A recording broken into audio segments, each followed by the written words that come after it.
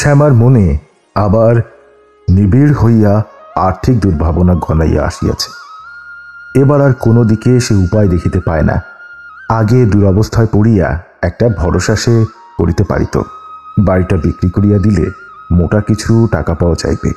এখন সে ভরসা নাই। বাড়ি বিক্রির অতগুলি টাকা কেমন করিয়া নিঃশেষ হইয়া গেল। অপচয় করিয়াছে নাকি সে? হয়তো আরও হিসেব করিয়া খরচ করা উচিত ছিল। একসঙ্গে অনেকগুলি টাকা হাতে পাইয়া নিজেকে সে বড়লোক থাউড়াইয়াই বসিয়াছিল। তবে এ কথা সত্য যে 1 বছর একটি পয়সাও ঘরে আসে নাই। ফোঁটা ফোঁটা করিয়া ঢালিলেও কলসির জল একদিন শেষ হইয়া যায়। বিধানের পড়ার খরচও কি সহজ? বকুলের বিবাহ ঢের টাকা লাগিয়াছে, কিন্তু এখন উপায়?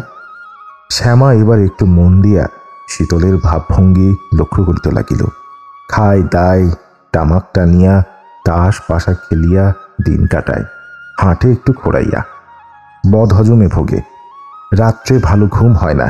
তবু কিছু কি শীতল করিতে পারে না?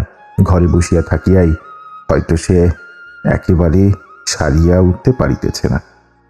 কাজকর্মে মন দিলে হয়তো সুস্থ হইবে। চুলে শীতলের পাক ধরিয়াছে। বিবর্ণ কপালের ঠিক উপরে এক গোছা চুল একেবারে সাদা হইয়া গিয়াছে। না, বয়স শীতলের কম হয় নাই। বিবাহ সে বেশি বয়সেই করিয়াছিল। বয়স এখন ওর 50-এর কাছে গিয়াছে বইকি। তবু 50 বছর বয়সে পুরুষ মানুষ কি রোজগার করে না? হারান 65 বছর পর্যন্ত কত টাকা উপার্জন করিয়াছে। শীতল কি কিছু ঘরে আনিতে পারে না? যৎসামান্য 50 টাকা অন্তত। আর কিছু হোক না হোক, বিধানের পড়ার খরচ তো দিতে হইবে। মৃদু মৃদু শীত পড়িয়াছে। কোঁচার খুঁট গায়ে জড়াইয়া বাহিরের অঙ্গনে জামগাছটার গোড়ায় বেতের মোড়াতে বসিয়া শীতল তামাক টানে। বাড়ির পোষা কুকুরটা পায়ের কাছে মুখ গুজিয়া চুপচাপ শুইয়া থাকে। মাঝে মাঝে শীতলের পা চাটিয়া দেয়। কুকুরটার সঙ্গে শীতলের বড় ভাব, কুকুরটাও তার বড় বাধ্য। শ্যামা কাছে আসিয়া মানুষ ও পশুর চোখ বোঝা নিবিড় তৃপ্তির আলস্য চাহিয়া দেখে। কিন্তু উপায় কি? শ্যামার আর কে আছে? কে তার জন্য বাহির হইবে উপার্জন করিতে? ধীরে ধীরে মিষ্টি করিয়াই কথাগুলি সে বলে। ভীত বিস্মিত চোখে তার মুখের দিকে চাহিয়া শীতল শুনিয়া যায়। কিছু সে যেন বুঝিতে পারে না। সংসার, কর্তব্য, টাকার অভাব, খোকার পড়া সব জড়াইয়া শ্যামার জন্য তাকে ভয়াবহ শাসনের ভয় দেখাইতেছে। শীতল মাথা নাড়ে সন্দিগ্ধভাবে। সে কি করিবে? কি করিবার ক্ষমতা আছে তার? শিশুর মতো আহত কণ্ঠে সে বলে, আমার যে অসুখ গো। অসুখটা জানি, সেরে তো উঠেছ খানিকটা। জামাইবাবুকে বলে কম খাটুনে একটা কাজ টাজ তুমি করতে পারবে? আমি আর কত চালাবো, কত কাল?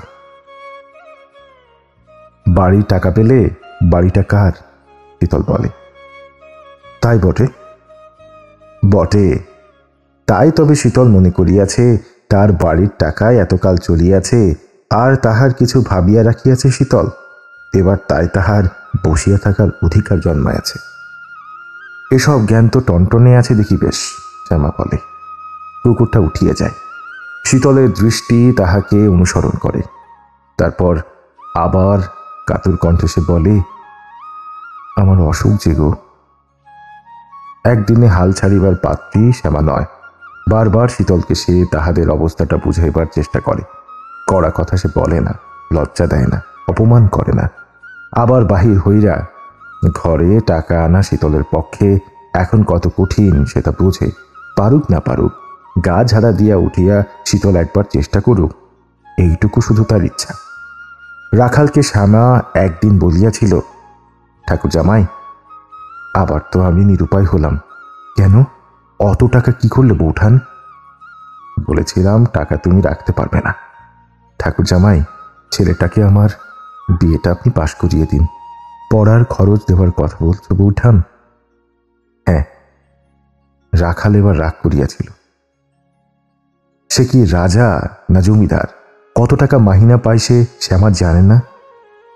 এ কি অন্যায় কথা যে শ্যামা ভুলিয়া যায় ক্ষমতার মানুষের একটা সীমা আছে। আজ কত বছর শ্যামা সকলকে লইয়া এখানে আছে, কত অসুবিধা হইয়াছে রাখালের, কত টানাটানি গিয়েছে তাহার, কিন্তু কিছু সে বলে নাই এই ভাবিয়া যে যতদিন তার দুমুঠো ভাত জুটিবে শ্যামার ছেলে মেয়েকে এক মুঠা তাকে দিতে হইবে, সেটা তার কর্তব্য। তাই কি শ্যামা যথেষ্ট মনে করে না একটা ছাপ ওঠা মানুষের পক্ষে? ঠাকুর জামাই, 1 বছর আমিও তো কিছু কিছু সংসার খরচ দিয়েছি বলিয়া শ্যামার সঙ্গে সঙ্গে অনুতাপ করে। অনুগ্রহ চাহিতে আসিয়া এমন কথা বলিতে আছে, মুখখানা তাহার শুকাইয়া যায়। রাখাল বলে, তা জানি বৌঠান, আজ বলে নয়, গোড়া থেকে জানি কৃতজ্ঞতা বলে তোমার কিছু নেই। যাক, আমার কর্তব্য আমি করেছি, নিন্দা প্রশংসার কথা তো আর ভাবিনি। এখানে থাকতেও তোমাদের আমি বারণ করিনি, তার বেশি আমি কিছু পারবো না বৌঠান, আমায় মাফ করো, এই হাত জোর করলাম তোমার কাছে। শীতলের একটা ব্যবস্থা, বিধানের পড়ার খরচ না দিক, শীতলের জন্য রাখাল কিছু করতে পারবে না? শীতল? রাখাল অবাক হইয়া থাকে। শীতল চাকরি করিবে? ওই অসুস্থ আতপাগলা মানুষটা? কি বলছো বৌঠান তুমি? তোমার কি মাথা টাথা খারাপ হয়ে গেছে? আমার যে উপায় নেই ঠাকুর জামাই। শেষে রাখাল বলে, আচ্ছা দেখি। রাখাল সত্যিই চেষ্টা করিল।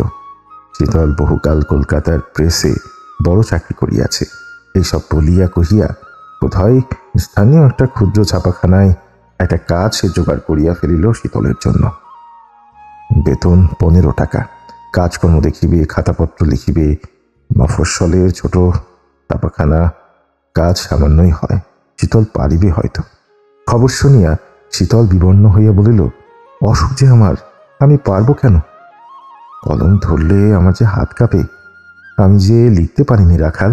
শ্যামা বলল, আগে থেকে ভরকাচ্ছ কেন বলো তো, গিয়েই দেখো না পারো কিনা, 2 দিন যেতে আরম্ভ করলে সব ঠিক হয়ে যাবে। কোথায় 50, কোথায় 15? 50ই বা কেন? ছাপাখানার কাজ করিয়া 300 টাকাও তো শীতল একদিন মাসে মাসে ঘরে আনিয়াছে। তবে আজ সে কথা ভাবা মিছে, সেদিন আর ফিরিবে না। সে শীতল নাই, সে শ্যামাও নাই। 50 টাকার আশা করিয়া 15 টাকাতেই শ্যামা এখন খুশি হইতে জানে। শীতল অফিসে যায়। ছাপাখানা প্রায় 1/2 মাইল দূরে। স্নান করিয়া খাইয়া শীতল ছেঁড়া কোটটি গায়ে চাপায়। বিষণ্ণ শোকাতুর মুখে গায়ে কয়েকটা শেষ টান দিয়া মোটা লাঠিটা বাগাইয়া ধরে। বড় দুর্বল পা দুটি শীতলের। লাঠিতে ভর দিয়া সে গুটি গুটি হাঁটিতে আরম্ভ করে। পোষা কুকুরটি তখন উঠিয়া দাঁড়ায়। লেজ নাড়িতে নাড়িতে সে শীতলের সঙ্গে যায়। পুকুর ঘুরিয়া গলি পথ পার হইয়া বড় সদর দরজা পর্যন্ত শীতলকে আগাইয়া দিয়ে আসে। বকুল চিঠি লিখিয়াছে, সে ভালো আছে। বিধান চিঠি লিখিয়াছে, সেও ভালো আছে। সকলে ভালো আছে। শরীরটা শ্যামারও বহুকাল ভালোই আছে। দুবেলা রাধে, সংসারের কাজকর্ম করে, অবিশ্রাম খাটুনি শ্যামার। শক্ত সবল দেহ না থাকিলে কবে শ্যামা ক্ষয় হয়ে যাইত? এত খাটিতে হয় কেন শ্যামাকে? আস্পৃতার সমস্ত অবসর মুহূর্তগুলি কেমন করিয়া কর্তব্যে ভরিয়া ওঠে কেহ টেরও পায় না। একদিন দেখা যায় ভোর 5টা হইতে রাত 11টা অবধি যত কাজ তার পক্ষে করা সম্ভব সে করিতেছে একা। কস্তার পাড় মোটা একখানা শাড়ি পরিয়া শ্যামা কাজ করে। দেখিয়া কে বলিবে সে বাড়ির দাসী নয়? হাতের চামড়া তাহার কর্কশ হইয়াছে, থাবা হইয়াছে বড়। আধমন জলের বালতি সে অবলীলা ক্রমে তুলিয়া নেয়, গায়ে এত জোর। ছেলে মেয়েরা বড় হইয়াছে, রাত্রে তাহাকে বারবার উঠিতে হয় না। বিধানও এখানে নাই যে জাগিয়া বসিয়া সে তার পাঠরত পুত্রের দিকে চাহিয়া আকাশ পাতাল ভাবিবে। কাজকর্ম শেষ করিয়া শোয়া মাত্র শ্যামা ঘুমাইয়া পড়ে। কোথা দিয়া রাত কাটিয়া যায় সে টেরই পায় না। টাকার চিন্তা করে না শ্যামা। শীতলের 15 টাকার চাকরিতেই সে নির্ভাবনা হইয়া গিয়াছে নাকি? চিন্তার তাহার শেষ নেই, তবে রাত জাগিয়া কোনো ভাবনায় সে ভাবিতে পারে না। সারাদিন সহস্র কাজের সঙ্গে ভাবনার কাজটাও সে করিয়া যায়, অনেকটা কলের মতো, পাঠাভ্যাসের মতো। এমনি হইয়াছে আজকাল। আজীবন শ্যামা যে একা, কারো সঙ্গে মিলিয়া মিশিয়া ভাবিবার সুযোগ সে কোনোদিন পায় নাই। অতীতের স্মৃতিতে, বর্তমানের সম্পদে বিপদে, ভবিষ্যতের জল্পনা কল্পনায় চিত্ত তাহার নিঃসঙ্গ, নির্ভরহীন। ফণি একবার নিউমোনিয়ায় মরমর হইয়া বাঁচিয়া উঠিল। মন্দার যমজ ছেলে দুটির একজন, সে কালু, মরিল জ্বর বিকারে। পড়াশোনা ভাই দুটি বেশি দূর করে নাই, পাটের ব্যবসা আরম্ভ করিয়াছিল। গত বছর একদিনে এক লগ্নে দুই ভাইয়ের বিবাহ দিয়া মন্দা আনিয়াছিল দুই বউ। শ্যামার জীবনে ওদের বিশেষ কোনো স্থান ছিল না। কালুর মরণ শ্যামার কাছে বিশেষ কিছু শোচনীয় ব্যাপার নয়, তবু সেও যেন গভীর শোক পাইল। মন খারাপ হইয়া যাওয়া আশ্চর্য ছিল না। মামি বলিয়া কোনোদিন খাতির না করুক, আশ্রিতা বলিয়া মাঝে মাঝে অপমানজনক ব্যবহার করুক, যত্ন করিয়া ওকে তো দুবেলা সে ভাত বাড়িয়া দিয়াছে, কিন্তু এমন শোক কেন পুত্রশোকের মতো? কালুকে মনে করিয়া, কচি বউটার বিধবার বেশ দেখিয়া শ্যামার বুকের ভেতরটা পাক দিয়া যেন ভাঙিয়া যাইতে লাগিল। উন্মাদিনী মন্দাকে দুটি সবল বাহু দিয়া বুকে জড়াইয়া ধরিয়া অসহ্য বেদনায় শ্যামাও অজস্র চোখের জল ফেলিল। কেন তার এই অস্বাভাবিক ব্যথা? পরে মন্দার শোকও যখন শান্ত হইয়া আসিয়াছে, তখনও শ্যামা যেন অশান্ত হইয়া রহিল মনে মনে। রহস্যময় মনোবেদনা নয়, সাময়িক মনোবিকার নয়। একটা দিনও সে হাসিয়া কথা বলে নাই। সেই কালুর জন্য স্পষ্ট দুরন্ত জ্বালা। শ্যামার মতো কালুর বউ অল্প বয়সে বাপ মাকে হারাইয়াছিল। হঠাৎ শ্যামা যেন তার জন্য পাগল হইয়া উঠিল। নিজের মেয়েকেও সে বুঝি এত ভালো কখনো বাসে নাই। বউয়ের বিধবা বেশ মন্দা দেখিতে পারে না, নিজের শোক লইয়াই সে বিব্রত।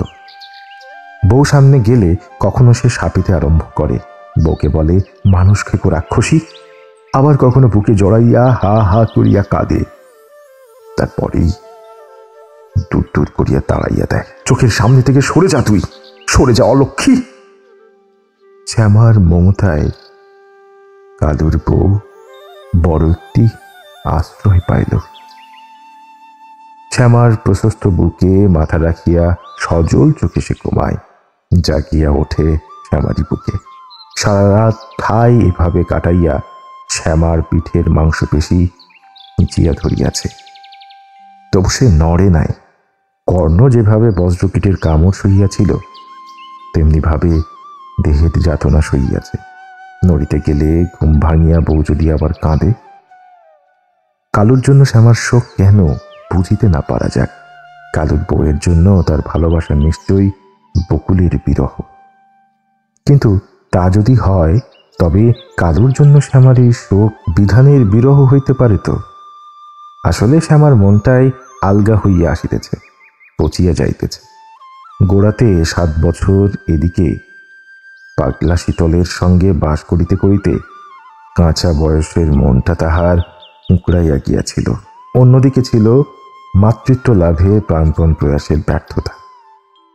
দুটি একটি সঙ্গী অথবা আত্মীয় স্বজন থাকিলে যাহা তাহার এতটুকু ক্ষতি করিতে পারিত না, কিন্তু একা পাইয়া 7 বছরে যাহা তাহাকে প্রায় কাবু করিয়া আনিয়াছিল।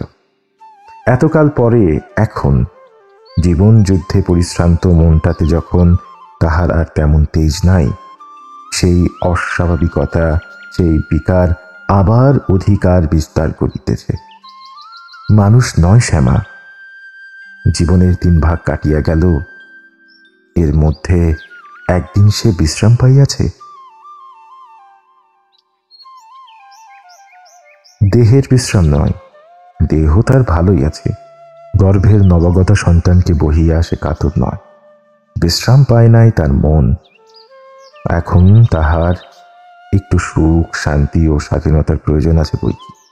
প্রসবের 3 দিন আগেও শ্যামা একা 100 জনের ভোজ রাঁধিয়া দিবে। শুধু পরের আশ্রয় হইতে এবার তাকে লইয়া চলো। ভবিষ্যৎকে একটু নিরাপদ করিয়া দাও, আর ওষুধের মতো, পথ্যের মতো একটু স্নেহ দাও শ্যামাকে, একটু নিঃস্বার্থ অকারণ মমতা।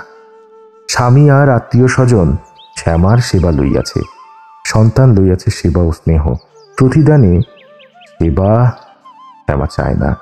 আজ শ্যামাকে কেহ একটু স্নেহ দাও। বড়দিনের সময় বিধান আসিলে সুপ্রভা বলিল, বড় হয়েছ তুমি, তোমার সব বোঝা উচিত বাবা। বাপ তো তোমার হাতেও নেই, পাঁচেও নেই। মার দিকে একটু তাকাও, কিরকম হয়ে যাচ্ছে দেখতে পাও না? চাউনি দেখলে বুকের মধ্যে কেমন করতে থাকে। সেদিন দেখি বিড়বিড় করে কি সব বকছে আপন মনে। ভালো তো মনে হয় না। বিধানের 2 চোখ ভরিয়া রোষ বলিল, তবু তো খাটিয়ে মরছে। সুপ্রভা আহত হয়ে বলিল, আমাকে তুমি এমন কথা বললে বিধান? কত বলেছি আমি, তুমি আর কি জানবে? মাকে তোমার একদণ্ড বসিয়ে রাখার সাধ্যি আছে কারো? নইলে এত লোক বাড়িতে, তোমার মা কিছু না করলে কাজ কি বাড়িতে আটকে থাকবে? সুপ্রভা অভিমান করিল, বেশ, আমরা না হয় পর, তুমি তো এসেছ এবার, পারো যদি রাখো না মাকে তোমার বসিয়ে। বিধান কারো অভিমানকে গ্রাহ্য করে না, বলিল, না ছোট পিসি, মাকে আর এখানে আমি রাখবো না, আমি নিতে এসেছি মাকে। ও মা, কোথায় কোথায় নিয়ে যাবে? খবর রটিবা মাত্র সুপ্রভার মুখের এই প্রশ্ন সকলের মুখে গুঞ্জরিত হইতে থাকে। বিধান শ্যামাকে লইতে আসিয়াছে। মাকে আর এখানে সে রাখিবে না। কোথায় লইবে, কার কাছে? অতটুকু ছেলে এখনো বিয়েটা পাশ পর্যন্ত করে নাই। এসব কি মতলব সে করিয়াছে? পড়া ছেড়ে দিয়েছিস খোকা? চাকরি নিয়েছিস? আমাকে না বলে এমন কাজ কেন করতে গেলি বাবা? বলিয়া শ্যামা কাঁদিতে আরম্ভ করে। বিধান বলে, কাঁদছ কেন? ভালো খবর আনলাম, কোথায় আহ্লাদ করবে? না, তা না, তুমি কান্না জুড়ে দিলে। পাশ তো দিতাম চাকরির জন্যে।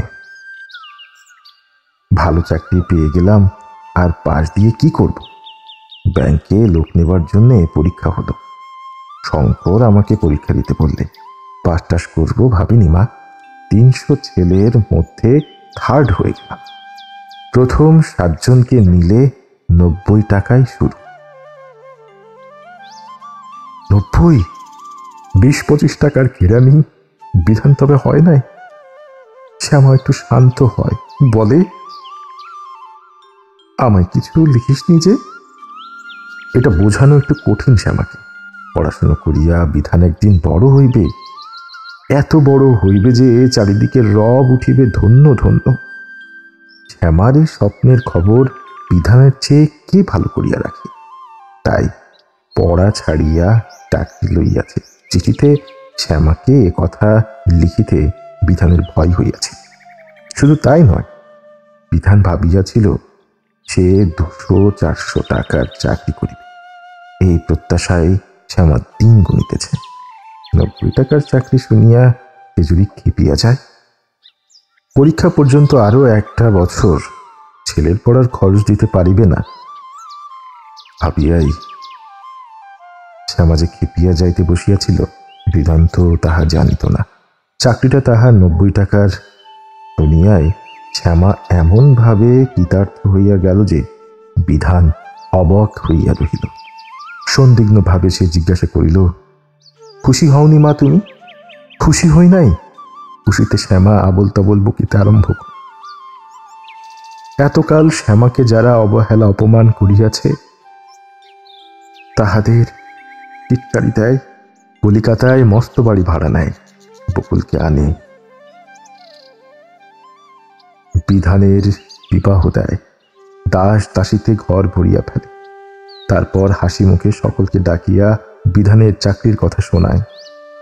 তার দুধের ছেলে 90 টাকার চাকরি জোগাড় করিয়াছে, কারো সাহায্য চায় নাই, কারো তোষামোদ করে নাই।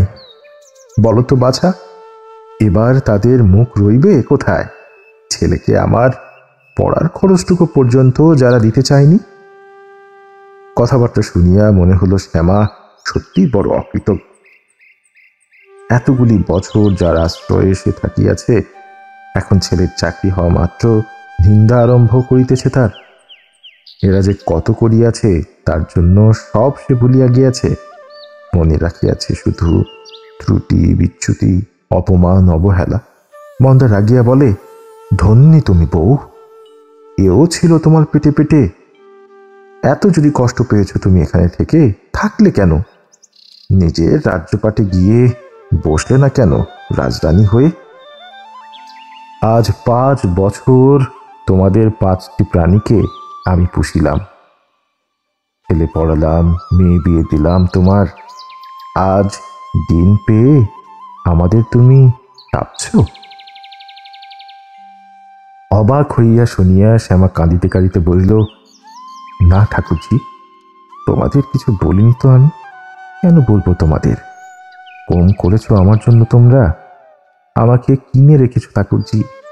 তোমাদের ঋণ আমি 7 জন্মে শোধ দিতে পারবো না।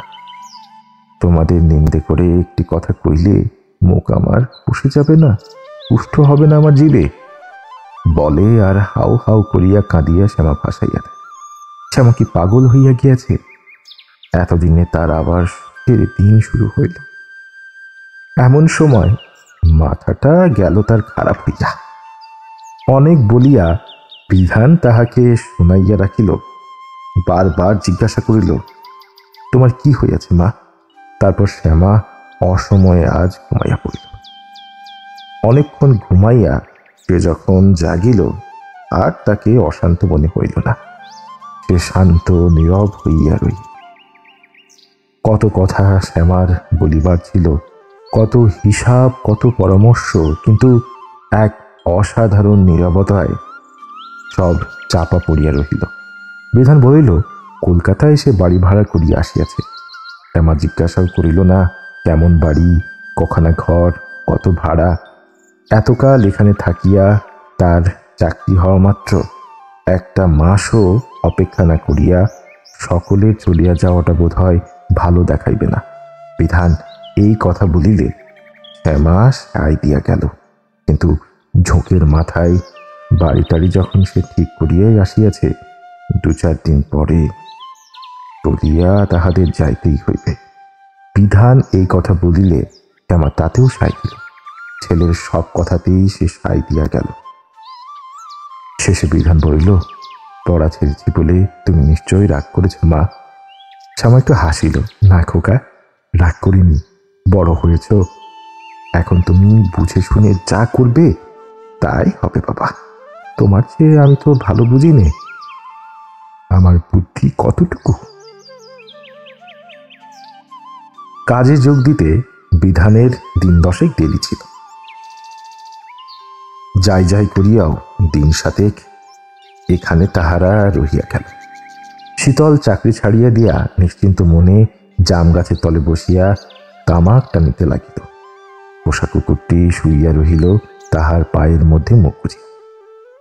শীতলের ইচ্ছা আছে কুকুরটিও সঙ্গে লইয়া যাইবে কলিকাতায়, কিন্তু মনের ইচ্ছা প্রকাশ করিতে তার সাহস হইল না। পাগল হওয়ার আর কোনো লক্ষণ শ্যামার দেখা গেল। সেদিন ঘুমাইয়া উঠিয়া তার যে অসাধারণ নীরবতা আসিয়াছিল, তাই শুধু কায়েমি হইয়া রহিল। আর যেন তাহার কোনো বিষয়ে দায়িত্ব নাই, মতামত নাই, সে মুক্তি পাইয়াছে। জীবন যুদ্ধ তাহার শেষ হইয়া গিয়াছে। এবার বিধান লড়াই চালাক, বিধান সব ব্যবস্থা করুক। সংসারের ভালো মন্দের দায়িত্ব থাক বিধানের। শ্যামা কিছু জানে না, জানিতে চাহিবা। ঘরের মধ্যে অন্তপুরে গোপনতায় তার যা কাজ এবার তাই শুধু সে করিবে। উপকরণ থাকিলে রাঁধিয়া দিবে পোলাও, না থাকিলে দিবে শাক ভাত। বিধান তাহাকে এখানে রাখিলে এখানেই সে থাকিবে, কলিকাতা লইয়া গেলে কলিকাতা যাইবে, সব সমান শ্যামার কাছে। বিধানের চাকরি লাভও শ্যামার কাছে যেন আর উল্লাসের ব্যাপার নয়, খুবই সাধারণ ঘটনা। এই তো নিয়ম সংসারের। স্বামী পুত্র উপার্জন করে, স্ত্রী ও জননী ভাত রাঁধে আর ভালোবাসে, আর সে সেবা যত্ন করে, আর নির্ভয় নিশ্চিন্ত হইয়া থাকে অক্ষয় অমর একটি নির্ভরে। শহরতলিতে নয়, এবার খাস কলিকাতায় নতুন বাড়িতে শ্যামা নতুন সংসার পাতিল। বাড়িটা নতুন সন্দেহ নাই, এখনো রঙের গন্ধ মেলে। দোতলা বাড়ি, একতলাতে বাড়িওয়ালা থাকে। দোতলার মাঝামাঝি কাঠের ব্যবধান, প্রত্যেক ভাগে দুখানা ঘর। রান্নার জন্য ছাদে দুটি ছোট ছোট টিনের চালা। শ্যামারা থাকে দোতলার সামনের অংশটিতে। রাস্তার উপরে ছোট একটু বারান্দা আছে। একটি স্বামী ও দুটি কন্যা সহ অপর অংশে বাস করে শ্রীমতী সয়জুবালাদি, পাশ করা ধাত্রী। সয়জু যেমন বেটে তেমনি মোটা, ফুটবলের মতো দেখি। দেহের ভারেই সে যেন সবসময় হাঁপায়। কাজে যাওয়ার সময় সে যখন সাদা কাপড় ঢাকা রিকশায় চাপে, শীর্ণকায় কুলিটি রিকশাটা নিয়ে লইয়া যায়, উপর হইতে দেখিয়া শ্যামা হাসি চাপিতে পারে না। সয়জুর মেয়ে দুটি সুন্দরী। বড় মেয়েটির নাম বিভা। বিধানের সে সমবয়সী হইবে। মেয়ে স্কুলে গান শেখায়। ছোট মেয়েটির নাম শামু। বিধানের বউ হইলে মানায়, এমনি পড়ে স্কুলে। সয়জুর সাধ শামুকে মেডিকেল কলেজ হইতে পাশ করাইয়া একেবারে ডাক্তার করিয়া ছাড়িবে। পাশ করা ধাত্রী নয়, লেডি ডাক্তার। লেডি ডাক্তাররা বড় অবজ্ঞার চোখে দেখে সয়জু। এতটুকু নিজের বুদ্ধি খাটাইতে গেলেই বকে। মেয়েকে এমবি করিতে পারিলে গায়ের জ্বালা সয়জুর হয়তো একটু কমিবে, অন্তত তাই আশা। ওমা সে কি, মেয়েদের বিয়ে দেবেন না দিদি? শ্যামা বলে। করুক না বিয়ে, আমি কি ধরে রেখেছি বলিয়া সয়জু হাসে। ওদের ব্যাপারটা শ্যামা ভালো বুঝিতে পারে না। সয়জুর স্বামী নৃত্যলাল কিছু করে না, বসিয়া বসিয়া খায় শীতলের মতো। তবু ওরা গরিব নয়। সয়জু নিজে মন্দ রোজগার করে না, বিবাহ 50 টাকা করিয়া পায়। কানা খোড়া কুঁষ্ঠিত নয় মেয়ে দুটির। সয়জুর বিবাহ দেয় না কেন? ওদের বাধা কিসের? বিভার মতো বয়স পর্যন্ত বকুলকে অবিবাহিত রাখিলে শ্যামা তো খেপিয়াই যেত। ভাবনা হয় না সয়জুর? কি আনন্দেই ওরা দিন কাটায়। সাজিয়া গুজিয়া ফিটফাট হইয়া থাকে, গান করে, গ্রামোফোন বাজায়। দিবারাত্র শ্যামার কানে ভাসিয়া আসে ওদের হাসির শব্দ। মেয়ে দুটি শুধু নয়, মোটা সয়জু পর্যন্ত যেন উল্লাসে একটা হালকা হিল্লোরে ভাসিয়া বেড়ায়। বাপ মা আর মেয়েরা যেন বন্ধু। সমানভাবে তাহারা হাসি তামাশা করে, তাস খেলে চারজনে মিশিয়া। একসঙ্গে সিনেমা দেখিতে যায়। বাড়িতে লোকজন কি আসে কম? সকলে তাহারা ধাত্রী ডাকিতে আসে না। অনেক বন্ধু বান্ধব আছে ওদের, প্রিয় পুরুষ। তাদের মধ্যে কয়েকটি যুবক যে প্রায়ই কেন আসে শ্যামা তাহা বেশ বুঝিতে পারে। কাঠের বেড়ার একটি ফোকরে চোখ রাখিয়া ও বাড়িতে পুরুষ ও নারীর নিঃসংকোচ মেলামেশা দেখিয়া শ্যামা থ বনিয়া যায়। গান শুনিতে শুনিতে তাহার ভাত পোড়া লাগে। বিভা এ বাড়িতে বেশি আসে না, সে একটু অহংকারী। শামু হরদম আসা যাওয়া করে। শামুর প্রকৃতিটা আমার একটু অদ্ভুত মনে হয়। এদিকে যেমন সে সরল, অন্যদিকে আবার তেমনি পাকা। পোকায় কাটা ফুলের মতো সে, খানিক অসাধারণ ভালো, খানিক অসাধারণ মন্দ। এমনি বয়সে বিবাহ হইয়া বকুল শ্বশুরবাড়ি গিয়াছে। মেয়েটাকে শ্যামার একটু ভালোবাসিতে ইচ্ছা হয়। শিশুর মতো সরল আগ্রহের সঙ্গে শ্যামু তাহার ভালোবাসা গ্রহণ করে। শ্যামার হয় খুশি, কিন্তু বিধানের সঙ্গে শ্যামুর আলাপ করিবার ভঙ্গিটা শ্যামার ভালো লাগে না।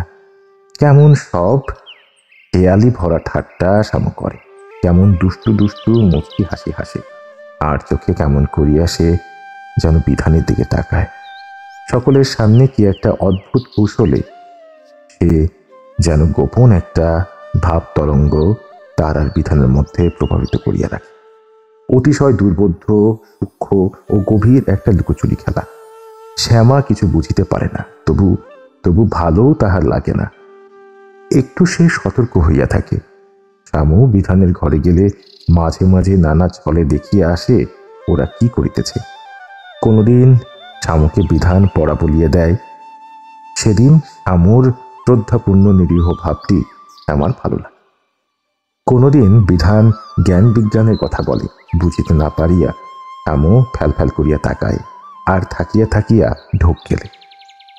সেদিনও শ্যামার মন্দ লাগে না।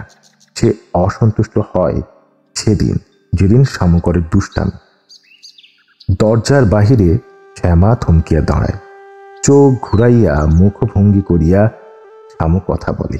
বিধানের মুখের কাছে তর্জনী তুলিয়া শাসায়, তারপর হাসিয়া যেন গড়িয়া পড়ে। দেখিয়া রাগে শ্যামার গা রি রি করতে থাকে। একই নির্লজ্জ ব্যবহার অত বড় আইবুড়ো মেয়ের। এত কিসের অন্তরঙ্গতা? বিধান ওকে এত প্রশ্রয় দেয় কেন? ঘরে ঢুকিয়া শ্যামা বলে, কি হচ্ছে তোমাদের? খুব সাবধানে বলে। বিধান নাটের পায় সে অসন্তুষ্ট হইয়াছে এবং বলে, মাসিমা, আপনার ছেলে বাজি হেরে দিচ্ছে না, দিন প্রশাসন করে। কিসের বাজি বাছা? শ্যামা বললে, জিভ দিয়ে আমি যদি নাক চুতে পারি 2 টাকার সন্দেশ খাওয়াবে। নাক চুলাম, এখন দিচ্ছে না টাকা। জিভ দিয়া নাক ছোঁয়া? এই ছেলে মানুষের ব্যাপার লইয়া ওদের হাসাহাসি। ছি, কি সব ভাবিতেছিল সে। তার সোনার টুকরো ছেলে, তার সম্বন্ধে ও কথা মনে আনাও উচিত হয় না। শ্যামা অপ্রতিভ হইয়া যায়। বিভা আসিলে বসে না, দাঁড়াইয়া 2-4টি কথা বলিয়া চলিয়া যায়। আঁচল লুকানো শিথিল কবরী বিলাসীবাবুর মেয়ে। উদাসী আনমনা তার ভাব। এ বাড়ির সকলের কত গভীর অপরাধ সে যেন ক্ষমা করিয়াছে, এমনই উদার ও নম্র তাহার গর্ব। রাজরানী যে শখ করিয়া দরিদ্র প্রজার গৃহে আসিয়াছে, মৃত একটু হাসি, ছেঁড়া লেপ তোষক, ভাঙা বাক্স প্যাট্রা, ময়লা জামকাপড় দেখিয়াও নাক না সিটকানোর মহৎ উদারতা, এইসব উপহার দিয়া সে চলিয়া যায়। বসিতে বসিলে বলে, এই যে বসেই তো আছি সারাদিন। এদিক ওদিক তাকাই বিভা।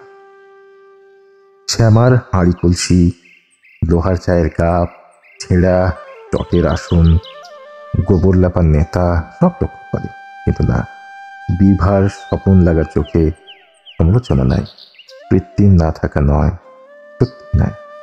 শ্যামা গামছা পরিয়া গা ধোই বলিয়া বিভা তাকে অসভ্য মনে করে না, হাসে না মনে মনে। সে শুধু দুঃখ পায়, তার দয়া হয়। খাঁটি সমবেদনার সঙ্গে সে মনে করে যে, আহা, একটু শিক্ষা দীক্ষা পাইলে এমনটা হইত না। সকলের সামনে গামছা পরিতে শ্যামা লজ্জা পাইত। হাসি যদি কখনো পায় বিভার, সে বিধানের জন্য।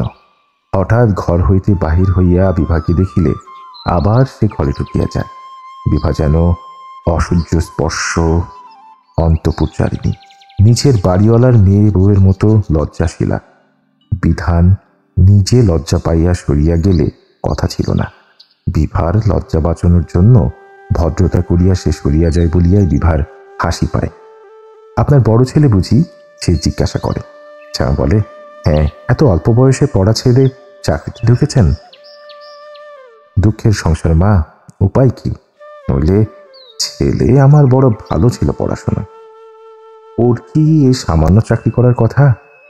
বলিয়া এমন নিঃশ্বাস ফেলে। কি পরীক্ষা দিয়ে ডেপুটি হয় না, তাই দেবার জন্য তৈরি হচ্ছিল। ভগবান বিরূপ হলেন। বিভা বলে, শ্যামার একদিকে প্রতিবেশীরা এমনি, নিচের তলার মতোই ঘরোয়া গৃহস্থ মানুষ, হয়চুরের মতো উড়ু উড়ু পাখি নয়। শ্যামার মতো তাদেরও ছোট ছেলের গন্ধ ভরা ছেঁড়া লেপ তোষক। কর্তা ছিলেন আদালতে পেশকার, পেনশন লইয়া এখন হোমিওপ্যাথি চিকিৎসা করেন।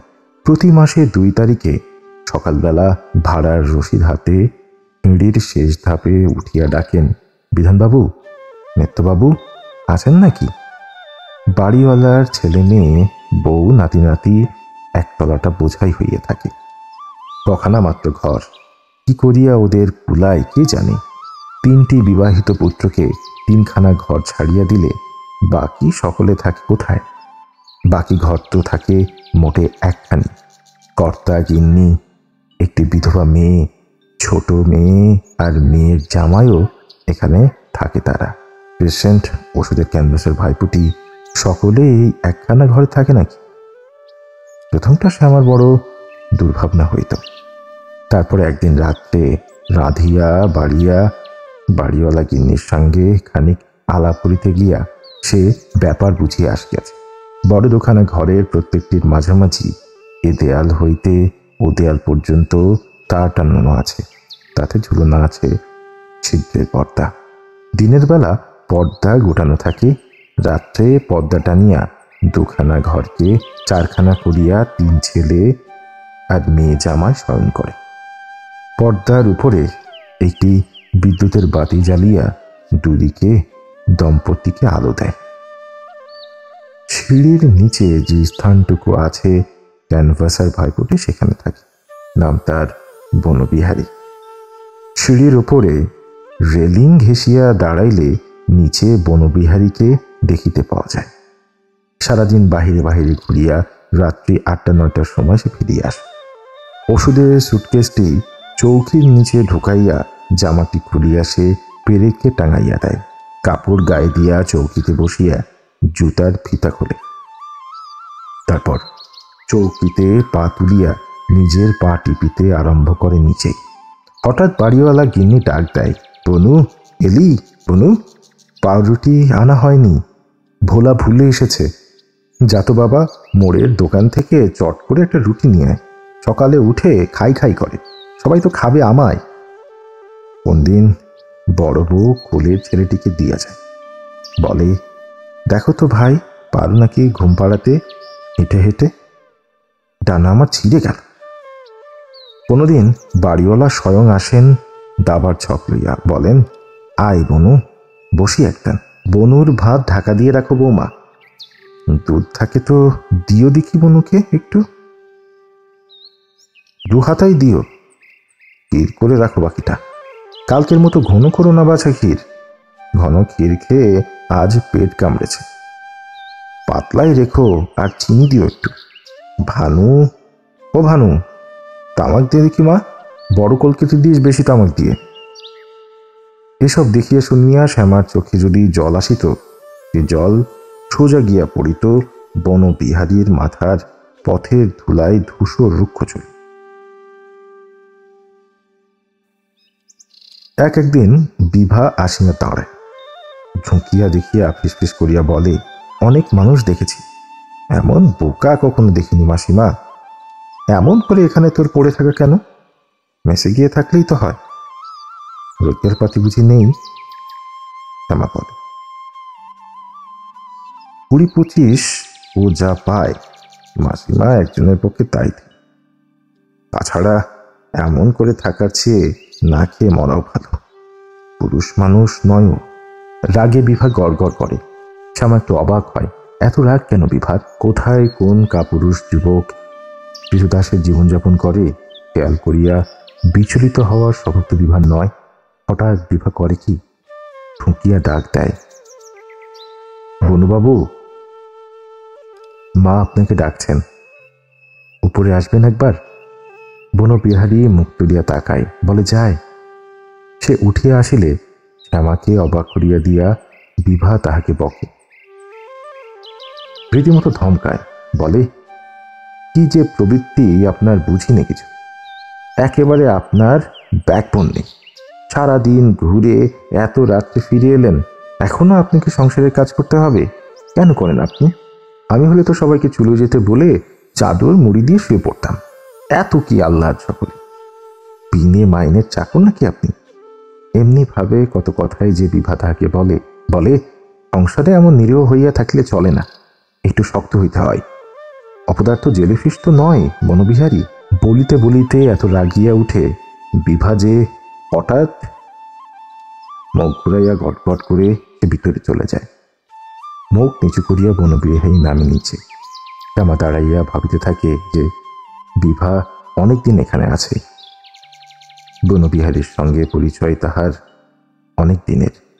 বিভার গায়ে পড়িয়া বকাবকি করাটা যেন বিদৃশ্য শোনাইল। আসলে হয়তো তা তেমন খাপ ছাড়া নয়। এখানে আসিয়া অল্পে অল্পে শ্যামার মন কিছু সুস্থ হইয়াছে। তবে শ্যামার সে শ্যামা নাই। বন গায়ে হঠাৎ সে যেরকম শান্ত নির্বাক হইয়া গিয়াছিল, এখানেও সে প্রায় তেমনি হইয়া আছে। শুধু তার এই পরিবর্তন এখন আর অস্বাভাবিক মনে হয় না। আসন্ন সন্তান সম্ভাবনার সঙ্গে পরিবর্তনটুকু খাপ খাইয়া গিয়াছে। চলাফেরা কাজকর্ম সমস্তই তার দৃঢ়মন্ত্র। সংসারটাকে ঠেলিয়া তুলিবার জন্য তার ধৈর্যহীন উৎসাহ আর নাই। নিজের সংসারে থাকিবার সময় সে একদিন ছেলে মেয়ের জামার ছাড়টি পর্যন্ত ক্রমশ উন্নততর করিতে না পারিলে স্বস্তি পাইত না। সংসারের তুচ্ছতম খুঁটিনাটি ব্যাপারগুলি পর্যন্ত তার কাছে ছিল গুরুতর। এখন সে শুধু মোটামুটি সংসারটা চালাইয়া যায়। ছোটখাটো ত্রুটি ও ফাঁকি সে অবহেলা করে। সংসারের যেখানে বোতাম ছিঁড়িয়া ফাঁক বাহির হয়, সেখানে সেফটি পিন গুজিয়া কাজ চালাইতে তাহার বাধে না। ছেলেদের জীবনের প্রত্যেকটি মিনিটের হিসাব রাখা আর হইয়া ওঠে না। বিধান দেরি করিয়া বাড়ি ফিরিলে কারণ জিজ্ঞাসা করিতে সে ভুলিয়া যায়। শীতের সন্ধ্যায় ফণির পায়ে মোজা না উঠিলেও তার চলে। ঘরের আনাচে কানাচে ধুলাবালি, জামা কাপড়ের ময়লা, চৌবাচ্চার শ্যাওলা জমিতে পারে। নূতন যারা শ্যামাকে দেখিল তারা কিছু বুঝিতে পারে না। আগে যারা তাহাকে দেখিয়াছে তারাই শুধু টের পায় বনগা তাহাকে কিভাবে বদলাইয়া দিয়াছে। আবার শীত শেষ হইয়া আসিল। ফাল্গুন মাসে একটি কন্যা জন্মিল শ্যামার। বকুল বুঝি আবার শুরু হইল গোড়া হইতে।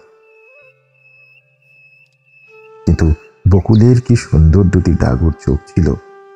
হাই, শ্যামার মেয়ে জন্মিয়াছে অন্ধ হইয়া। গর্ভের অনতিকালের অন্ধকার তাকে ঘিরিয়া রহিল। এ জগতের আলো সে চিনিবে না কোনোদিন। জন্মান্ধ, কার পাপের ফল ভোগ করিতে তুই পৃথিবীতে আসলি খুকি? দৃষ্টি তোর হরণ করিল কে? ভাবিতে ভাবিতে শ্যামা স্মরণ করে বনগায় একদিন সন্ধ্যার সময় কলা বাগানের ছায়ার মতো কি যেন দেখিয়া তার গা ছমছম করিয়াছিল।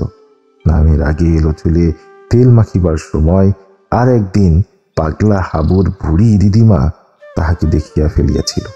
অজ্ঞাত সারে আরো কবে কি ঘটিয়াছে কে জানে। কি আর করা যায়, অন্ধ মেয়েকে শ্যামা সমান আদরেই মানুষ করে, যেমন সে করিয়াছিল বকুলকে, যার ডাগর দুটি চোখ শ্যামাকে অবিরত অবাক করিয়া রাখিত। 2 মাস বয়স হইতে না হইতেই শীতল মেয়েকে বড় ভালোবাসিল। বিধান একটা ঠাকুর আনিয়াছিল, তাহাকে ছাড়াইয়া দিয়া শ্যামা আবার রান্না আরম্ভ করিলে মেয়ে কোলে করিয়া বসিয়া থাকার কাজটা পাইয়া শীতল ভারী খুশি। এখানে আসিয়া বনগার পোষা কুকুরটির জন্য শীতলের মন কেমন করিত। পুকিকে কোলে পাইয়া কুকুরের শোক সে ভুলিয়া গেল। শীতলের বাঁ পায়ের বেদনাটা আবার চড়া দিয়া উঠিয়াছে। এজন্য দোষী করে সে শ্যামাকে। শ্যামার জন্যই তো চাকরি করিতে দুর্বল পা লইয়া দুবেলা তাহাকে হাঁটাহাঁটি করিতে হইত বনগায়। অবসর সময়টা শ্যামা তার পায়ে তার পিন তেল মালিশ করিয়া দেয়। অসুস্থ স্বামীকে চাকরি করিতে পাঠাইয়া অপরাধ যদি তার হইয়া থাকে, এ তার অযোগ্য প্রায়শ্চিত্ত নয়। মোহিনী কলকাতায় চাকরি করে, কিন্তু শ্বশুর বাড়ি বেশি সে আসে না। বোধহয় পিসির বারণ আছে। শ্যামা তাকে 2 দিন নিয়ন্ত্রণ করিয়াছিল, 2 দিন আসিয়া সে খাইয়া গিয়াছে। নিজে হইতে একদিনও খোঁজ খবর নেয় নাই। বিধান প্রথম কাকার বাড়ি গিয়া মোহিনীর সঙ্গে সর্বদা দেখা সাক্ষাৎ করিত, এখন সেও আর চায় না। রাগ করিয়া শ্যামাকে সে বলে, এমনই লাজুক হলে কি হবে? মোহিনী বড় অহংকারী মা। কতবার গিয়েছি আমি, কত বলেছি আসতে, এলো একবার। নিমন্ত্রণ না করলে বাবুর আশা হয় না। ভারী জামাই আমার। এদিকে তো মাছি মারা কেরানি পোস্ট অফিসে। কিন্তু মোহিনী একদিন বিনা আহ্বানে আসিল। লজ্জায় মুখ রাঙা করিয়া বিধানের কাছে সে স্বীকার করিল যে বকুলের চিঠি পাইয়া সে আসিয়াছে। বকুলকে এখন একবার আনা দরকার।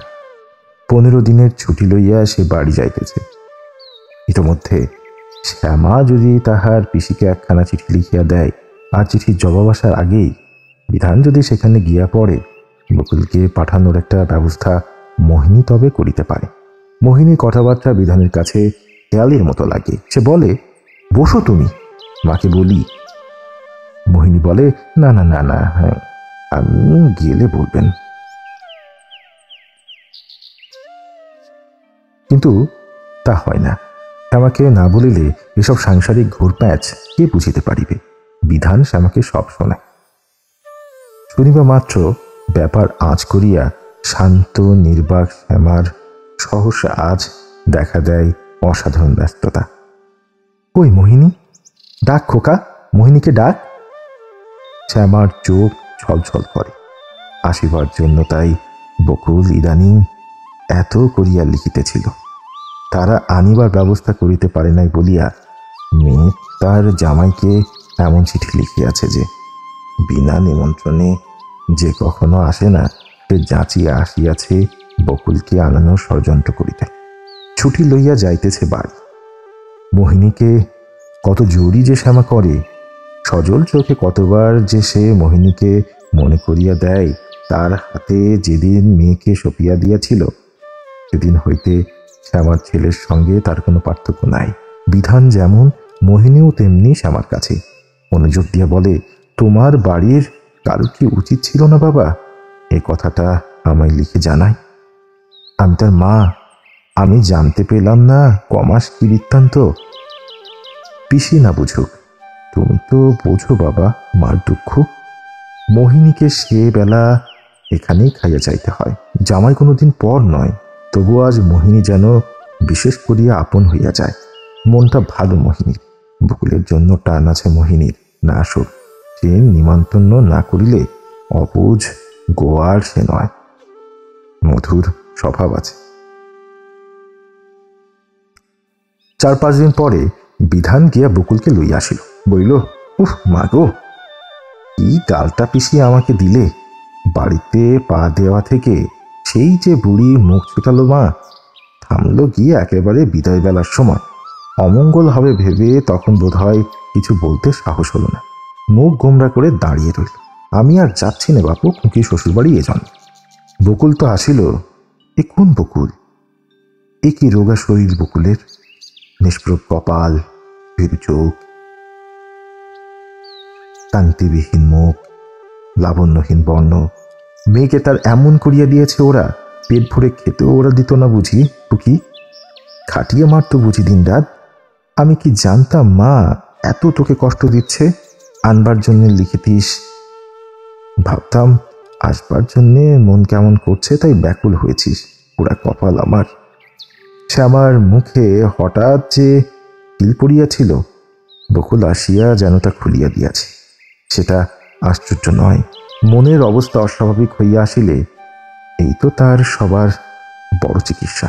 এমনিভাবে মশগুল হইতে পারা জীবনের স্বাভাবিক বিপদে সম্পদে, যার মহা সমন্বয় সংসার ধর্ম। বহু দিনের দুর্ভাবনায় বনগার পরাস্পৃত জীবনযাপনে শ্যামার মনে যদি বৈকল্য আসিয়া থাকে, ছেলের চাকরি, অন্ধ মেয়ের জন্ম, বকুলের এমন ভাবে আসিয়া পড়া, এততেও সেটুকু কি শোধরাইবে না? আগের মতো হওয়া আমার পক্ষে আর সম্ভব নয়। তবু পরিবর্তিত, পরিশ্রান্ত, ভয় পাওয়া শ্যামার মধ্যে একটুকু শক্তি ও উৎসাহ, একটু চাঞ্চল্য ও মুখরতা এখন আসিতে পারে জীবনের হাসি কান্নার আরও তেজি মোহ, চোখের নিবিড়তার স্বাদ। মহোৎসাহে শ্যামা বকুলের সেবা আরম্ভ করিল।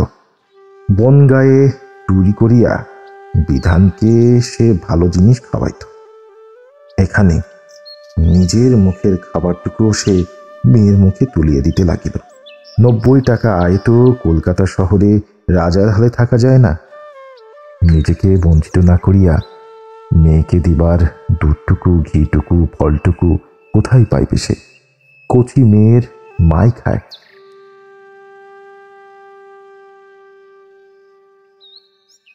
কচি মেয়ে মায় খায়। শ্যামার নিজেরও দারুণ ক্ষুধা। পাতের মাছটি তবু সে বকুলের থালায় তুলিয়া দেয়। মণিকে দিয়া চিনি পাতা দই আনায় 2 পয়সায়। দই মুখে রুজবেল। ভাত কটা সব মেখে খেয়ে নে চেটে পুটে। লক্ষ্মী খা, দই খেলে আমার বমি আসে। তুই খা তো। অমনি দে বাবা, একটু আচার এনে দে দিদিকে।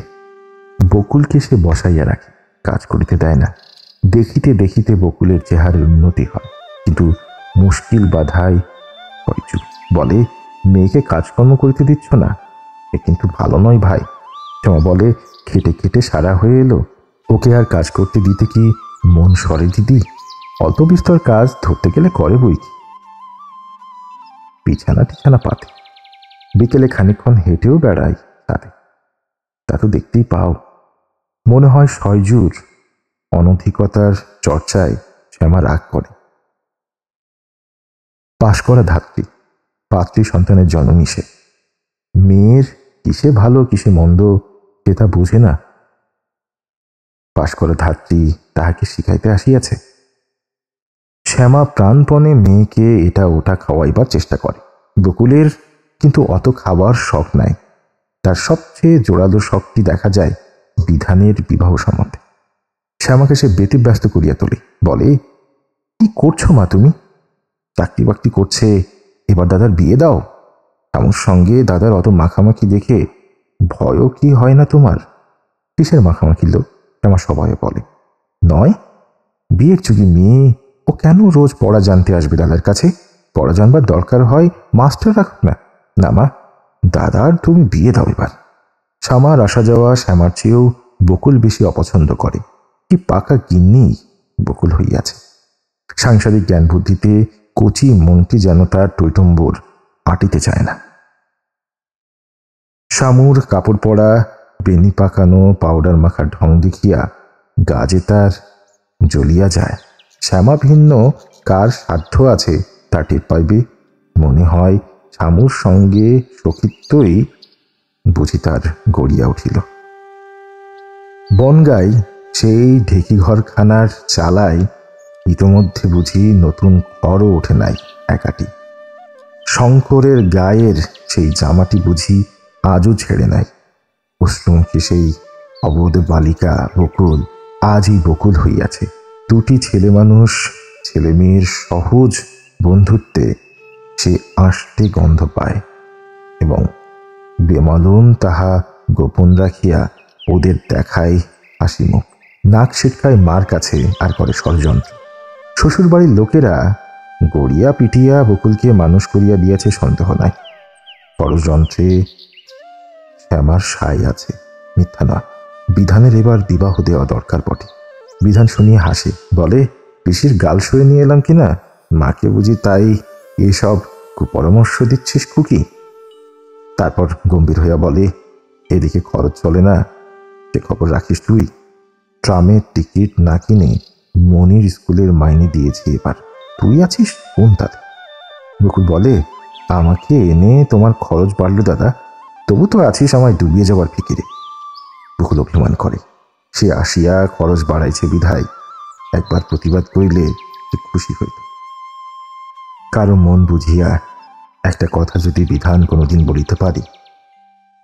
খানিক পরে আবার উল্টা কথা ভাবিয়া বকুলের অভিমান কমিয়া যায়। যুক্তি দেখায় যে ওসব বাজে ওজোর বিধানের। এই যে সে আসিয়াছে, সংসার অচল হইয়াছে কি? একটা বউ আসিলেও স্বাচ্ছন্দ্যে সংসার চলিবে। তার চেয়ে বেশি ভাত বউ খাইবে না নিশ্চয়ই। সংসারের ভার গ্রহণ করার আনন্দ বিধানের এদিকে কয়েক মাসের মধ্যেই তিত হইয়া গিয়াছিল। এই বয়সে ভাইয়ের স্কুলের মাইনে দিতে রোজ হাঁটিয়া অফিস করা যদি বা সহ্য হয়, একেবারে ৯০টা টাকাতেও যে মাসের খরচ কুলায় না, এটুকু মাথা গরম করিয়া দেয় তরুণ মানুষ। বকুলকে একদিন বিধান ভয়ানক ধমকাইয়া দিল, বলিল, বিয়ে একটা টুসনি খুঁজে পাস না, বিয়ে বিয়ে করে পাগল করে দিলি আমায়। ফের ও কথা বললে চড় খাবি খুকি বলিয়া সে অফিসে গেল। বকুল নাইল না, খাইল না, গোসা করিয়া শুইয়া রইল। বিকালে বাড়ি ফিরিয়া বিধান শুনিল আমার বকুনি। তারপর সে বকুলকে তুলিয়া খাওয়াইতে গেল। আজ বিভা বসিয়াছিল বকুলের কাছে। বিধানের সঙ্গে আগে সে কোনোদিন কথা বলে নাই। আজ দয়া করিয়া বলিল, পালাচ্ছেন কেন? আসুন না। কি বলেছেন বোনকে?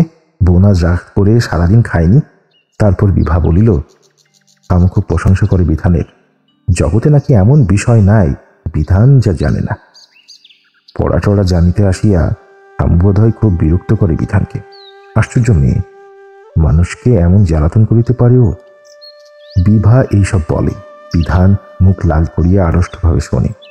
শ্যামাও তো পিছু পিছু আসিয়াছিল বিধানের। সে আর বকুল ভাবে আমুর কথা ওঠাই বিধানের মুখ লাল হইয়াছে। তারা তো বুঝিতে পারে না জীবনে যে কখনো মেয়েদের ধারে কাছে ঘেঁষে নাই। বিভার মতো গান জানা, মন টানা আধুনিক মেয়ের কাছে কি তার দারুণ অস্তিত্ব। গভীর বিষাদে শ্যামার মন ভরিয়া যায়। এইবার বুঝি তার একেবারে হাল ছাড়িয়া দিবার দিন আসিয়াছে। অন্ধ মেয়ে দিয়া ভগবানের স্বাদ মিটিল না, ছেলে কাড়িয়া নেওয়ার ব্যবস্থা করিতেছেন এবার। বিধানের স্নেহের স্রোত আর কি তার দিকে বহিবে? তার কড়া হাতের সেবা আর কি ভালো লাগিবে বিধানের? জননীকে আর তো বিধানের প্রয়োজন নাই। নিজের জীবন এবার নিজেই সে গড়িয়া তুলিবে। যে অধিকার এতদিন শ্যামার ছিল নিজস্ব, শ্যামা বুঝিতে পারে। জগতে এই পুরস্কার মা পায়। বকুলকে বড় করিয়া দান করিয়াছে পরের বাড়ি। তার চোখের সামনে বিধানের নিজের স্বতন্ত্র জগৎ গড়িয়া উঠেছে, যেখানে তার ঠাঁই নাই এতটুকু। মনির বেলা, ফোনের বেলায়ও হইবে এমনই। আপন হইয়া চিরকাল কেহ যদি থাকে শ্যামার, থাকিবে এই অন্ধ শিশুটি, যার নির্মিলিত আখি দুটির জন্য শ্যামার আখি সজল হইয়া থাকিবে আজীবন। এক বাড়িতে বাস করিলে পরের জীবনের গোপন ও গভীর জটিলতাগুলি কেহ বলিয়া না দিলেও ক্রমে ক্রমে সকলে টের পাইয়া যায়। বিভা ও বনবিহারীর ব্যাপারটা বুঝিতে পারিয়া শ্যামা ও বকুল হাসাহাসি করে নিজেদের মধ্যে। বিভার জন্য ভেড়া বনিয়া এখানে পড়িয়া আছে বনবিহারী। একটু চোখের দেখা, একটু গান শোনা, বিভার যদি দয়া হয় কখনো দুটি কথা বলা, এইটুকু সম্বল বনবিহারী। মা গো মা, কি অপদার্থ পুরুষ! না জানিস ভালো রকম লেখাপড়া করিস ক্যানভাসারি, থাকিস পরের বাড়ির দাস হইয়া, তোর একই দুরাশা। সিঁড়ির নিচে ভাঙা চৌকিতে যার বাস, তার কেন আকাশের চাঁদ ধরার স্বাদ? বনবিহারীর পাগলামি বিশেষ অস্পষ্ট নয়, সকলেই জানে। সে নিজেই শুধু তা জানে না, ভাবে গোপন কথাটি তার গোপন হইয়াই আছে, ছড়াইয়া পড়ে নাই বাহিরে। টের পাওয়া অবশ্য কারো উচিত হয় নাই, কারণ বনবিহারী কিছুই করে না প্রেমিকের মতো। বিভা সিঁড়ি দিয়া নামিলে শুধু চাহিয়া থাকে। বিভা গান ধরিলে যদি আশপাশে কেহ না থাকে, তবেই সে সিঁড়ি দিয়া গুটি গুটি উপরে উঠিয়া দাঁড়াইয়া থাকে। আর যা কিছু সে করে সব ফিল করিয়া, কারণ না দেখিবার কথা নয়। ক্যানভাস করিতে বাহির হইয়া বিভার স্কুলের কাছাকাছি কোথাও সে রোজই দাঁড়াইয়া থাকে ছুটির সময়। কোনোদিন সাহস করিয়া সামনে গিয়া বলে, ছুটি হয়ে গেল আপনার? কোনোদিন দূর হইতেই সরিয়া পড়ে। এইটুকু যে সকলে জানিয়া ফেলিয়াছে, টের পাইলে লজ্জায় বনবিহারী মরিয়া যায়। তারপর বিভার কাজ করিয়া দিতেও সে ভালোবাসে বটে। লন্ড্রিতে কাপড় দিয়া লইয়া আসে, অর্ধমাফিক মার্কেট হইতে জিনিসপত্র কিনিয়া আনে। যে দুটি ছোট ছোট মেয়ে সকালবেলায় গান শিখিতে আসে বিভার কাছে, দরকার হইলে তাদের বাড়ি পৌঁছাইয়া দেয়। এখন এসব ছোটখাটো উপকার কে না কার করে জগতে। বাড়ির কাজও তো সে কম করে না। বিভার দুটি একটি কাজ করিয়া দেওয়ার মধ্যে তার গোপন মনের প্রতিচ্ছবি যে সকলে দেখিয়া ফেলবে, কেমন করিয়া সেটুকু অনুমান করিবে বনবিহারী? বিভার যে ফটোখানা সে চুরি করিয়াছে, সেখানা সে লুকাইয়া রাখিয়াছে ক্যানভাসিংয়ে যাওয়ার সুটকেসটির মধ্যে, আর পুরনো ব্লাউজটি রাখিয়াছে তার ট্রাঙ্কে তালাচাবি দিয়া।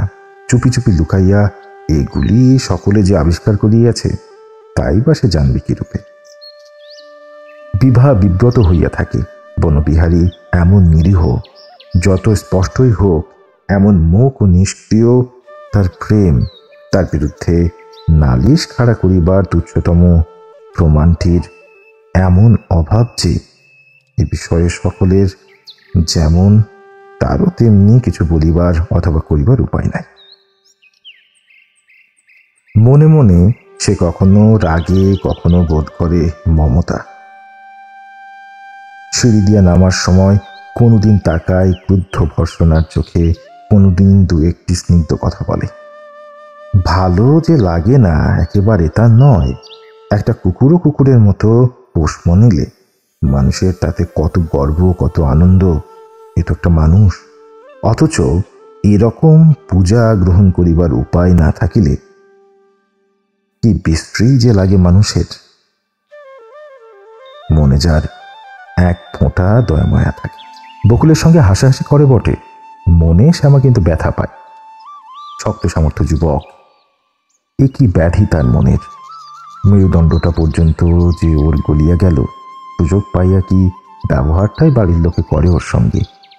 নিজের মনুষ্যত্ব যে বিসর্জন দিয়েছে, কে তাকে মানুষ জ্ঞান করিবে? দোষ নাই।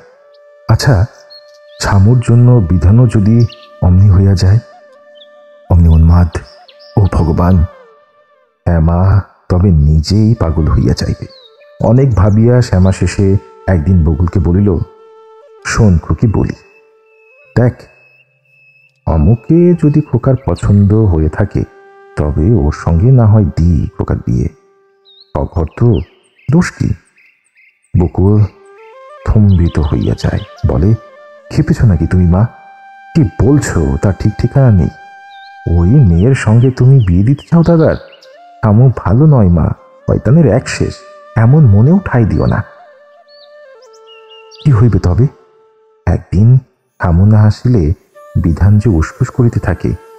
হামুর হাসির হিল্লোরে সংসার যে শ্যামার ভুলিয়া যাইতে বসিয়াছে। ভগবান মুখ তুলিলেন। অনেক দুঃখ শ্যামা পাইয়াছে, আর কি তিনি তাকে কষ্ট দিতে পারেন? একদিন বিধান বলিল, শঙ্করের সঙ্গে দেখা করিতে গিয়েছিলাম মা, আমাদের বাড়িটা দেখে আসতে ইচ্ছে হলো। গিয়ে দেখি ভাড়া নোটিশ ঝুলছে, যাবেও বাড়িতে? আমাদের বাড়ি, আমাদের বাড়ি। আজও সে বাড়ির কথা বলিতে ইহারা বলে আমাদের বাড়ি। শ্যামা সাগ্রহে বলিল, সত্যি খোকা? যাব, চল, সামনের মাসেই আমরা চলে যাই, 1 তারিখে। সামনের মাসের 1 তারিখে ঘোড়ার গাড়ি ভাড়া করিয়া তাহারা বাড়ি বদলাইয়া ফেলিল। বিধান ছুটি লইল একদিনের। সকালে একা গিয়া জিনিসপত্র রাখিয়া আসিতে বেলা তার 12টা বাজিয়া গেল। শামু আর বিভা দুজনেই তখন স্কুলে গিয়াছে। বাড়িওয়ালার ছেলেরা গিয়াছে অফিসে। বনবিহারী গিয়াছে ওষুধ ক্যানভাস করিতে। দুপুরে এখানেই পাত পাতিয়া তারা ভাত খাইল। তারপর বাকি জিনিসপত্র সমেত রওনা হইয়া গেল শহরতলির সেই বাড়ির উদ্দেশ্যে। শ্যামার জীবনে 2টি যুগ সেখানে কাটিয়াছিল, তেমনি আছে ঘরবাড়ি শ্যামার। এ বাড়ি হইতে সে যখন বিদায় লইয়াছিল, তখন বাড়িটা ছিল একটু বিপন্ন। বাড়ির মালিক এখন আগাগোড়া চুনকাম করিয়াছে, রং দিয়াছে। শ্যামা সোজা উঠিয়া গেল উপরে। উপরের ঘরখানাকে আর নতুন বলিয়া চেনা যায় না। বাড়ির বাকি অংশের সঙ্গে মিশ খাইয়া গিয়াছে। নকুবাবু দোতলায় ঘর তুলিয়াছে একখানা, রেলের বাঁধটার খানিকটা আড়াল পড়িয়া গিয়াছে। আর কিছুই বদলাই নাই। ধানকলের বিস্তৃত অঙ্গনে তেমনি ধান মেলা আছে, পায়রার ঝাঁক তেমনি খাইতেছে ধান, উঁচু চোঙাটা দিয়া তেমনি অল্প অল্প ধোয়া বাহির হইয়া উড়িয়া যাইতেছে বাতাসে। বকুলের একটি মেয়ে হইয়াছে, প্রথমবার এই মেয়ে। তা হোক, শ্যামার শেষবারের মেয়ের মতো ও তো অন্ধ হইয়া জন্মায় নাই। বকুলের চেয়েও ওর বুঝি চোখ দুটি ডাগর। কাজল দিতে দিতে ওই চোখ যখন গভীর কালো হইয়া আসিবে, দেখিয়া অবাক মানিবে মানুষ। কি আসিয়া যায় প্রথমবার মেয়ে হইলে? মেয়ে যদি এমন ফুটফুটে হয়, এমন অপরূপ চোখ যদি তার থাকে, শ্যামার একটু ঈর্ষা হইয়াছিল বই কি। বকুলের মেয়ের চোখ আশ্চর্য সুন্দর হোক, শ্যামার তাতে আনন্দ। আহা, তার মেয়েটির চোখ দুটি যদি অন্ধ না হইত। বকুলের মেয়ে মানুষ করে শ্যামা। প্রসবের পর বকুলের শরীরটা ভালো হইতেছে না। তাছাড়া সন্তান পরিচর্যার কি জানে? সে কি জানে? নিজের মেয়ে বকুল আর বকুলের শ্যামা তিনজনেরই সেবা করে। বকুলের মেয়ে আর নিজের মেয়েকে হয়তো সে কোনোদিন কাছাকাছি সরাই রাখে। বকুলের মেয়ে তাকায় বড় বড় চোখ মেলিয়া। শ্যামার মেয়ের অন্ধ আঁখি দুটিতে পলক পড়ে না। পলক পড়িবে কিসে? চোখের পাতা যে মেয়ের জড়ানো। শ্যামার মনে পড়ে বাদুর কথা, মন্দার সেই হাবা মেয়েটা, দিন রাত যে শুধু লালা ফেলিত। এমন সন্তান কেন হয় মানুষের? অন্ধ, বোবা, অঙ্গহীন, বিকল। কেন এই অভিশাপ মানুষের? একবার শ্যামার মনে হয় হয়তো বকুলের মেয়ে তার মেয়ের চোখ দুটি হরণ করিয়াছিল, তাই ও ডবল চোখের মতো অত বড় চোখ হইয়াছে। তারপর অবিষাদে শ্যামা মাথা নাড়ে। না, ওসব অন্যায় কথা মনে আনা উচিত নয়। কিসে কি হইয়াছে কি তা জানি। সত্য মিথ্যা কিছু তো জানিবার উপায় নাই। আবল তাবল যা তা ভাবিলে বকুলের মেয়ের চোখ দুটির যদি কিছু হয়, প্রথম সন্তান বকুলের বড় সে আঘাত পাইবে। মেয়ের 2 মাস বয়স করিয়া বকুল শ্বশুর বাড়ি গেল। যাওয়ার আগে কি কান্নাই যে বকুল কাঁদিল। বলিল, চেহারা তোমার বড্ড খারাপ হয়েছে মা, একবার তাকাও একটু শরীরের দিকে। এখনো এত খাটুনি তোমার সইবে কেন এ শরীরে? বিয়ে দিয়ে বউ আনো এবার দাদার। সারা জীবন তো প্রাণ দিয়ে করলে সকলের জন্য, এবার যদি না একটু চুপ করে নেবে। বলিল,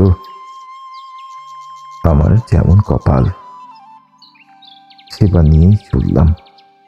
তোমার কাছে থেকে একটু যে যত্ন করব তা কপালে নেই। কি গিন্নি বকুল হইয়াছে, ছাঁচে ঢালা হইয়া আসিতেছে তাহার চালন চলন, কথার ধরন, যেন দ্বিতীয় শ্যামা। শীতকাল। বকুল শ্বশুরবাড়ি গেল শীতকালে। শীতে সংসারের কাজ করিতে এবছর শ্যামার সত্যি যেন কষ্ট হইতে লাগিল। ছেলেকে আফিসের ভাত দিতে হয়।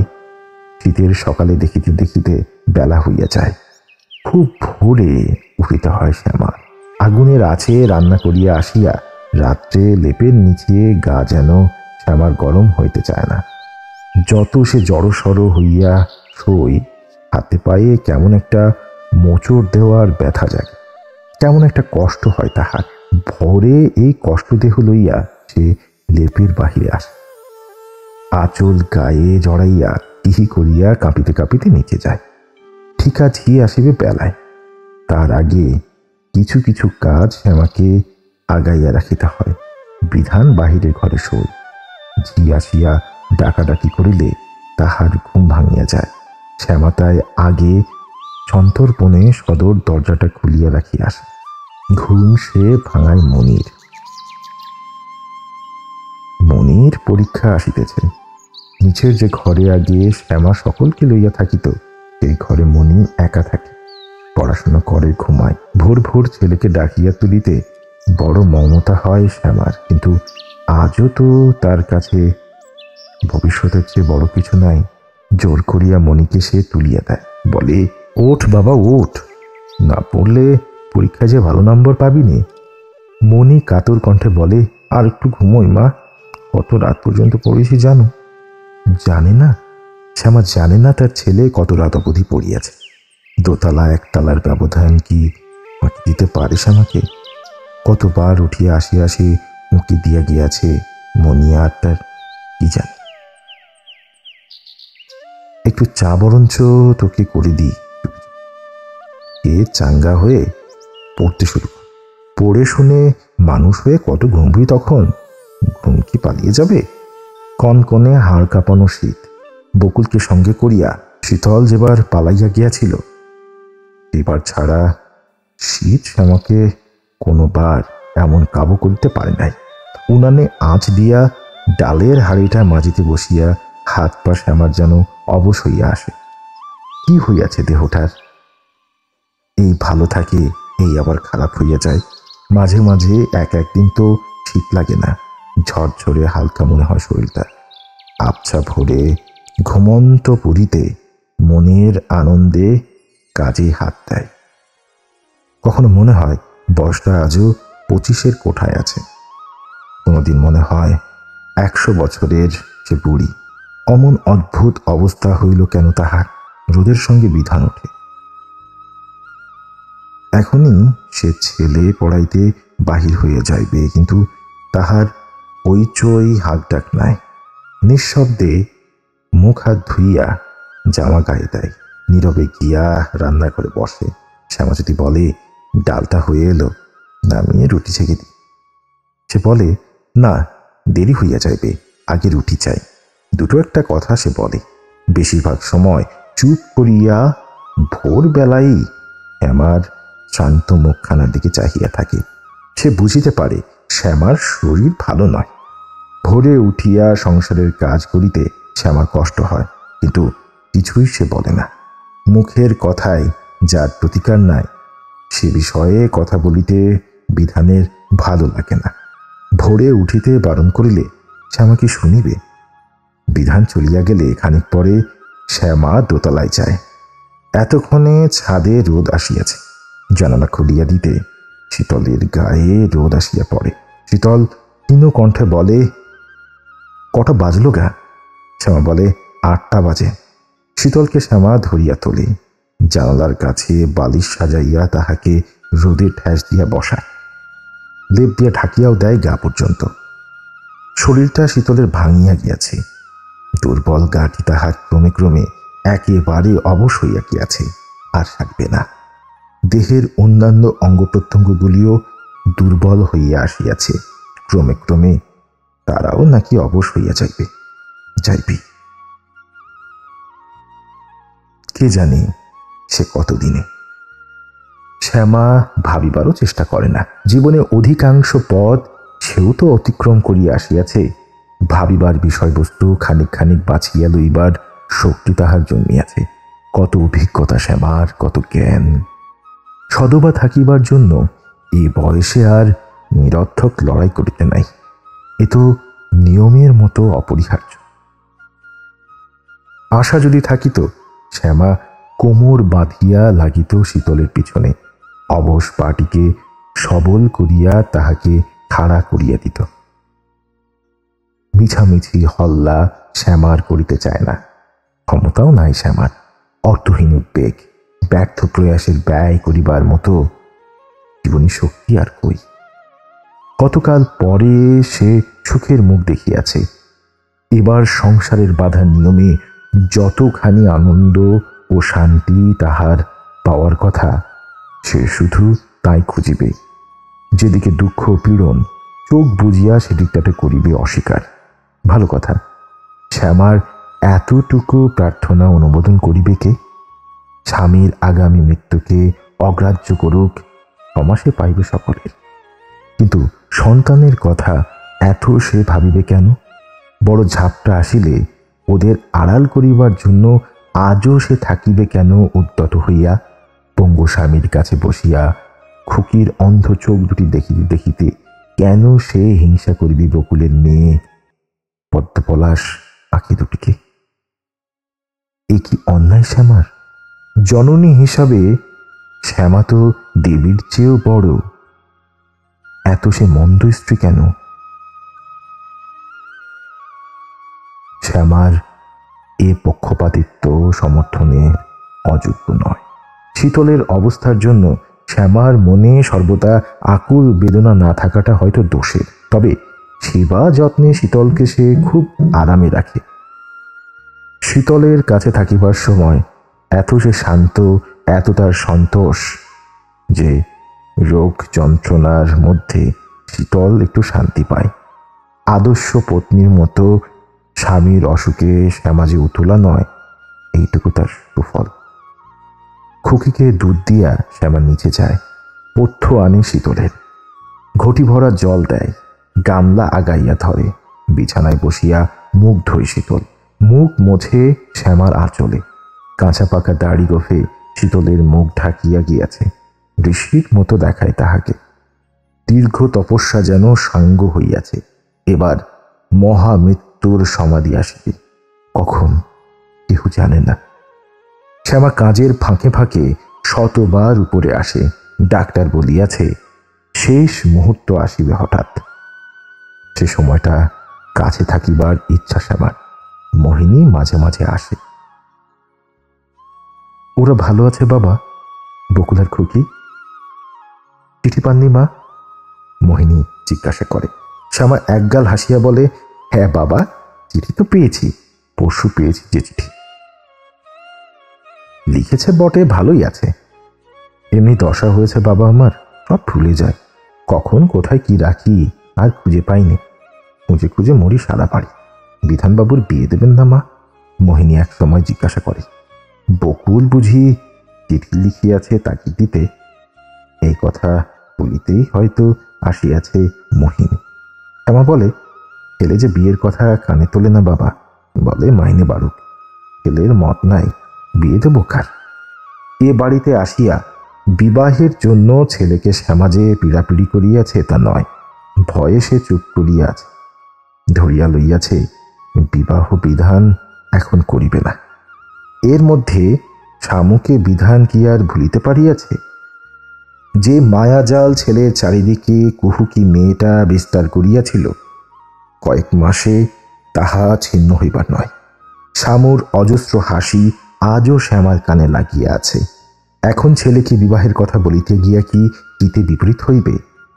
যে রহস্যময় প্রকৃতি তাহার পাগল ছেলের, কিছুদিন এখন চুপচাপ থাকাই ভালো। মোহিনী বলে, বিধানবাবুর অমত হইবে না মা, আপনি মেয়ে দেখুন। মোহিনীর বলার ভঙ্গিতে শ্যামা অবাক হইয়া যায়। এত জোর গলায় মোহিনী কি করিয়া ঘোষণা করিতেছে বিধানের অমত হইবে না? বিধানের মন সে জানিল কিসে? তারপর মোহিনী কথাটা পরিষ্কার করিয়া দেয়, বলে যে কদিন আগে বিধান গিয়াছিল তার কাছে, বিবাহের ইচ্ছা জানাইয়া আসিয়াছে। যে বিয়ে করতে যায় শুনে প্রথমটা অবাক হয়ে গিয়েছিলাম মা, তারপর ভেবে দেখলাম কি জানেন, আপনার শরীর ভালো না, কাজকর্ম করতে কষ্ট হয় আপনার, ভেবে চিন্তে তার সম্মত হয়েছেন। ওসব কিছু বলবেন না অবশ্যই, বলবার মানুষ তো নন। শ্যামা জানে না, পড়া ছাড়িয়া বিধান একদিন হঠাৎ চাকরি গ্রহণ করিয়াছিল, আজ বিবাহে মত দিয়াছে। সেদিন অভাবে অনটনে শ্যামা পাগল হইতে বসিয়াছিল, আজ সংসারে কাজ করিতে তাহার কষ্ট হইতেছে। সেবার বিধান ত্যাগ করিয়াছিল বড় হওয়ার কামনা, এবার ত্যাগ করিয়াছে মত। শুধু মত হয়তো নয়, মত আর শামুর স্মৃতি হয়তো আজও একাকার হইয়া আছে ছেলের মনে। তা হোক, ছেলেরা এমনিভাবেই বিবাহের মত দিয়া থাকে মায়ের জন্য, নহিলে স্বপন দেখিবার বয়সে কেহ কি সাধ করিয়া বিবাহের ফাঁদে পড়িতে চায়? তারপর সব ঠিক হইয়া যায়। বউয়ের দিকে টান পড়িলে তখন আর মনেও থাকে না কিসের উপলক্ষে বউ আসিয়াছে, কার জন্য। চোখের জলের মধ্যে শ্যামা হাসে। খুঁজিয়া পাতিয়া ছেলের জন্য বউ সে আনিবে পরীর মতো রূপসী। মার জন্যে বিবাহ করিতে হইয়াছিল বলিয়া দুদিন পরে আর আফসোস থাকিবে না ছেলের, মনে থাকিবে না শামুকে। শ্যামার মনে আবার উৎসাহ ভরিয়া আসিল। জীবনে কাজ তো এখনো তার কম নয়, আনন্দ উৎসবের পথ তো খোলা কম নয়। এত সে শান্ত হইয়া গিয়াছিল কেন? কত বড় সংসার গড়িয়া উঠিবে তাহার। এখনই হইয়াছে কি? বিধানের বউ আসিবে, মনির বউ আসিবে, ফণির বউ আসিবে। যে ঘরে ওদের সে প্রসব করিয়াছিল সেই ঘরে এক একটি শুভ দিনে আসিতে থাকিবে নাতি নাতনির দল। দোতলায় সে আরো ঘর তুলিবে, পিছন দিকের উঠানে দালান তুলিয়া আরো বড় করিবে বাড়ি। অত বড় বাড়ি তাহার ভরিয়া যাইবে নবীন নরনারীতে। ও বাড়ি নকুবাবুর শাশুড়ির মতো মাথায় সনের নুড়ি ঝুলাইয়া পুজো হইয়া সে দাঁড়াইয়া থাকিবে জীবনের সেই বিচিত্র উজ্জ্বল আবর্তের মাঝখানে। সবই তো এখনো তাহার বাকি, কেবল একটা দুঃখ তাহাকে আজীবন দহন করিবে, তার অন্ধ মেয়েটা। ওর জন্য অনেক চোখের জল ফেলিতে হইবে তাহাকে। শ্যামা মেয়ে খুঁজিতে লাগিল। সুন্দরী, সদ্বংশজাত, স্বাস্থ্যবতী, গৃহকর্ম নিপুণা, কিছু কিছু গান বাজনা, লেখাপড়া, সেলাইয়ের কাজ জানা, 14-15 বয়সের একটি মেয়ে। খানিকটা শামুর মতো, খানিকটা শ্যামার ভাড়াটে সেই কনকের মতো, আর খানিকটা শ্যামার কল্পনার মতো হইলেই ভালো হয়। টাকা শ্যামা বেশি চায় না, অসম্ভব দাবি তার নাই। কয়েকটি মেয়ে দেখা হইল, পছন্দ হইল না। তারপর পাড়ার এক বাড়ির গৃহিণী, শ্যামার সঙ্গে তার মোটামুটি আলাপ ছিল, একটি খুব ভালো মেয়ের সন্ধান দিলেন। শহরের অপর প্রান্তে গিয়া মেয়েটিকে দেখিবা মাত্র শ্যামা পছন্দ করিয়া ফেলিল। বড় সুন্দরী মেয়েটি, যেমন রং তেমনি নিখুঁত মুখ চোখ, আর কোমল, আর ক্ষীণ, আর ভীরু। শ্যামাকে যখন সে প্রণাম করিল মনে হইল দেহের ভার তুলিয়া সে উঠিয়া দাঁড়াইতে পারিবে না, এমন নরম সে মেয়ে, এত তার কোমলতা। মেয়ে পছন্দ করিয়া শ্যামা বাড়ি ফিরিল। সে বড় খুশি হইয়াছে, এমন মেয়ে যে খুঁজিলেও মেলে না। কি রূপ, কি নম্রতা, ওর কাছে কোথায় লাগে শ্যামু। মোহিনীর সঙ্গে বিধানকে সে একদিন জোর করিয়া মেয়ে দেখিতে পাঠাইয়া দিল। ফিরিয়া আসিয়া মোহিনী বলিল, না মা, পছন্দ হল না মেয়ে। শ্যামা যেন আকাশ হইতে পড়িল। কার পছন্দ হলো না? তোমার? আমার পছন্দ হয়েছে, বিধানবাবুর পছন্দ নয়। পছন্দ নয়? ওই মেয়ে পছন্দ নয় বিধানের? বাংলাদেশ খুঁজিলে আর অমন মেয়ে পাওয়া যাইবে? বিধান বলে কি? কেন পছন্দ হলো না খোকা? বিধান বলিল, দূর, একটা মানুষ নাকি, ফু দিলে মটকে যাবে। না, শামুকে ছেলে আজও ভুলে নাই। শামুর নিটল গরম, শামুর চপল চঞ্চল চলাফেরা, শামুর নির্লজ্জ দুরন্তপনা আজও ছেলের দৃষ্টিকে ঘিরিয়া রহিয়াছে। আর কোনো মেয়েকে তার পছন্দ হইবে না। শ্যামার মুখে বিষাদ নামিয়া আসে। ফু দিলে মটকাইয়া যাইবে? মেয়ে মানুষ আবার ফু দিলে মটকায় নাকি? শামুর মতো সবল দেহ থাকে কটা মেয়ের, থাকা ভালোও নয়। কাট কাট দেখায়, পাকা পাকা দেখায়। অসময়ে সর্বাঙ্গে যৌবন আসিলে কি বিদৃশ্য দেখায় মেয়ে মানুষকে, বিধান তার কি জানে। ও যে ধ্যান করিতেছে শামুর, শামুর পুরন্ত সুঠম দেহটা যে চোখের সামনে ভাসিয়া বেড়াইতেছে ওর। লজ্জায় দুঃখে ছেলের মুখের দিকে শ্যামা চাহিতে পারে না। রূপ ও সুষমাই যথেষ্ট নয়, ছেলে তার যৌবন চায়। দেহ অপরিপুষ্ট হইলে ছবির মতো সুন্দরী মেয়েও ওর পছন্দ হইবে না। ছি, এ কি রুচি বিধানের! ওরকম বউ আসিলে শ্যামা তো তাকে ভালোবাসিতে পারিবে না। আবার মেয়ে খোঁজা হইতে লাগিল। মেয়ে খুঁজিতে খুঁজিতে কাবার হইয়া গেল মাঘ মাস। ফাল্গুনের গোড়ায় শীত কমিয়া গেল। সঙ্গে সঙ্গে শ্যামা সতেজ সুস্থ হইয়া উঠিল। ফাল্গুনের শেষের দিকে বাগবাজারের উকিল হারাধন বাবুর মা হারা মেয়েটার সঙ্গে বিধানের বিবাহ হইয়া গেল। মেয়ের নাম সুবর্ণলতা। শ্যামা যা ভাবিয়াছিল তাই। মস্ত ধাড়ি মেয়ে, যৌবনের জোয়ার নয়, একেবারে বান ঢাকিয়াছে। রং মন্দ নয়, চোখ মুখ মন্দ নয়, কিন্তু শ্যামার চোখে ওসব পড়িল না। সে সব হয়ে শুধু বউয়ের সুস্থ ও সুন্দর শরীর দেখিয়া মনে মনে শকতর হইয়া রহিল। বাড়ন্ত বউ এনেছ? না গো, বলিল সকলে। হ্যাঁ বাছা, জেনে শুনেই এনেছি। ছোট মেয়ে ছেলেরও পছন্দ নয়, আমারও নয়। একা আর পেরে উঠিনে মা সংসারের ঘানি টানিতে টানিতে। বড় সড়ো বউ এলো, শেখাতে হবে না কিছু, নিজেই সব পার বলিয়া শ্যামা কষ্টে একটু হাসিল। তা মন্দ কি বউ? প্রীতিমের মতো মুখখানা, সকলে পড়িল। তাই নাকি? শ্যামা ভালো করিয়া সুবর্ণের মুখের দিকে চাহিল। তা হইবে। বিবাহ উপলক্ষে বকুল আসিয়াছিল, রাখালের সঙ্গে মন্দাও আসিয়াছিল। বকুল আসিয়াছিল 3 দিনের জন্য। বিবাহের হইচই থামিবার আগেই সে চলিয়া গেল। বউকে ভালো লাগিয়াছে বকুলের। যাওয়ার সময় এই কথা সে শ্যামাকে বলিয়া গেল। শ্যামা বলিল, তোর কি পছন্দ বুঝি নে বাপু, এত কি ভালো যে একেবারে গদগদ হয়ে গেলি? বকুল বলিল, দেখো, ওই বউ যদি ভালো না হয় কান কেটে নিও আমার। মা মরা মেয়ে একটু আদর যত্ন পাবে যার কাছে, প্রাণ দেবে তার জন্যে। কি বলছিল জানো? বলছিল তুমি নাকি ওর মার মতো। তাই নাকি? তা হবে। বকুল চলিয়া গেল, বউ চলিয়া গেল। বিবাহ বাড়ি নিঝুম হইয়া আসিল, রহিয়া গেল মন্দা। এই তো সেদিন শ্যামা মন্দার আশ্রয় ছাড়িয়া আসিয়াছে, দাসীর মতো খাটিয়াছে মন্দার সংসারে। অহোরাত্র মন যোগাইয়া চলিয়াছে। স্মৃতি ভুলিবার নয়, এক বিন্দু কৃতজ্ঞতা নাই শ্যামার। মন্দা রহিয়া গেল বলিয়া সে এতটুকু কৃতার্থ হইয়া গেল না।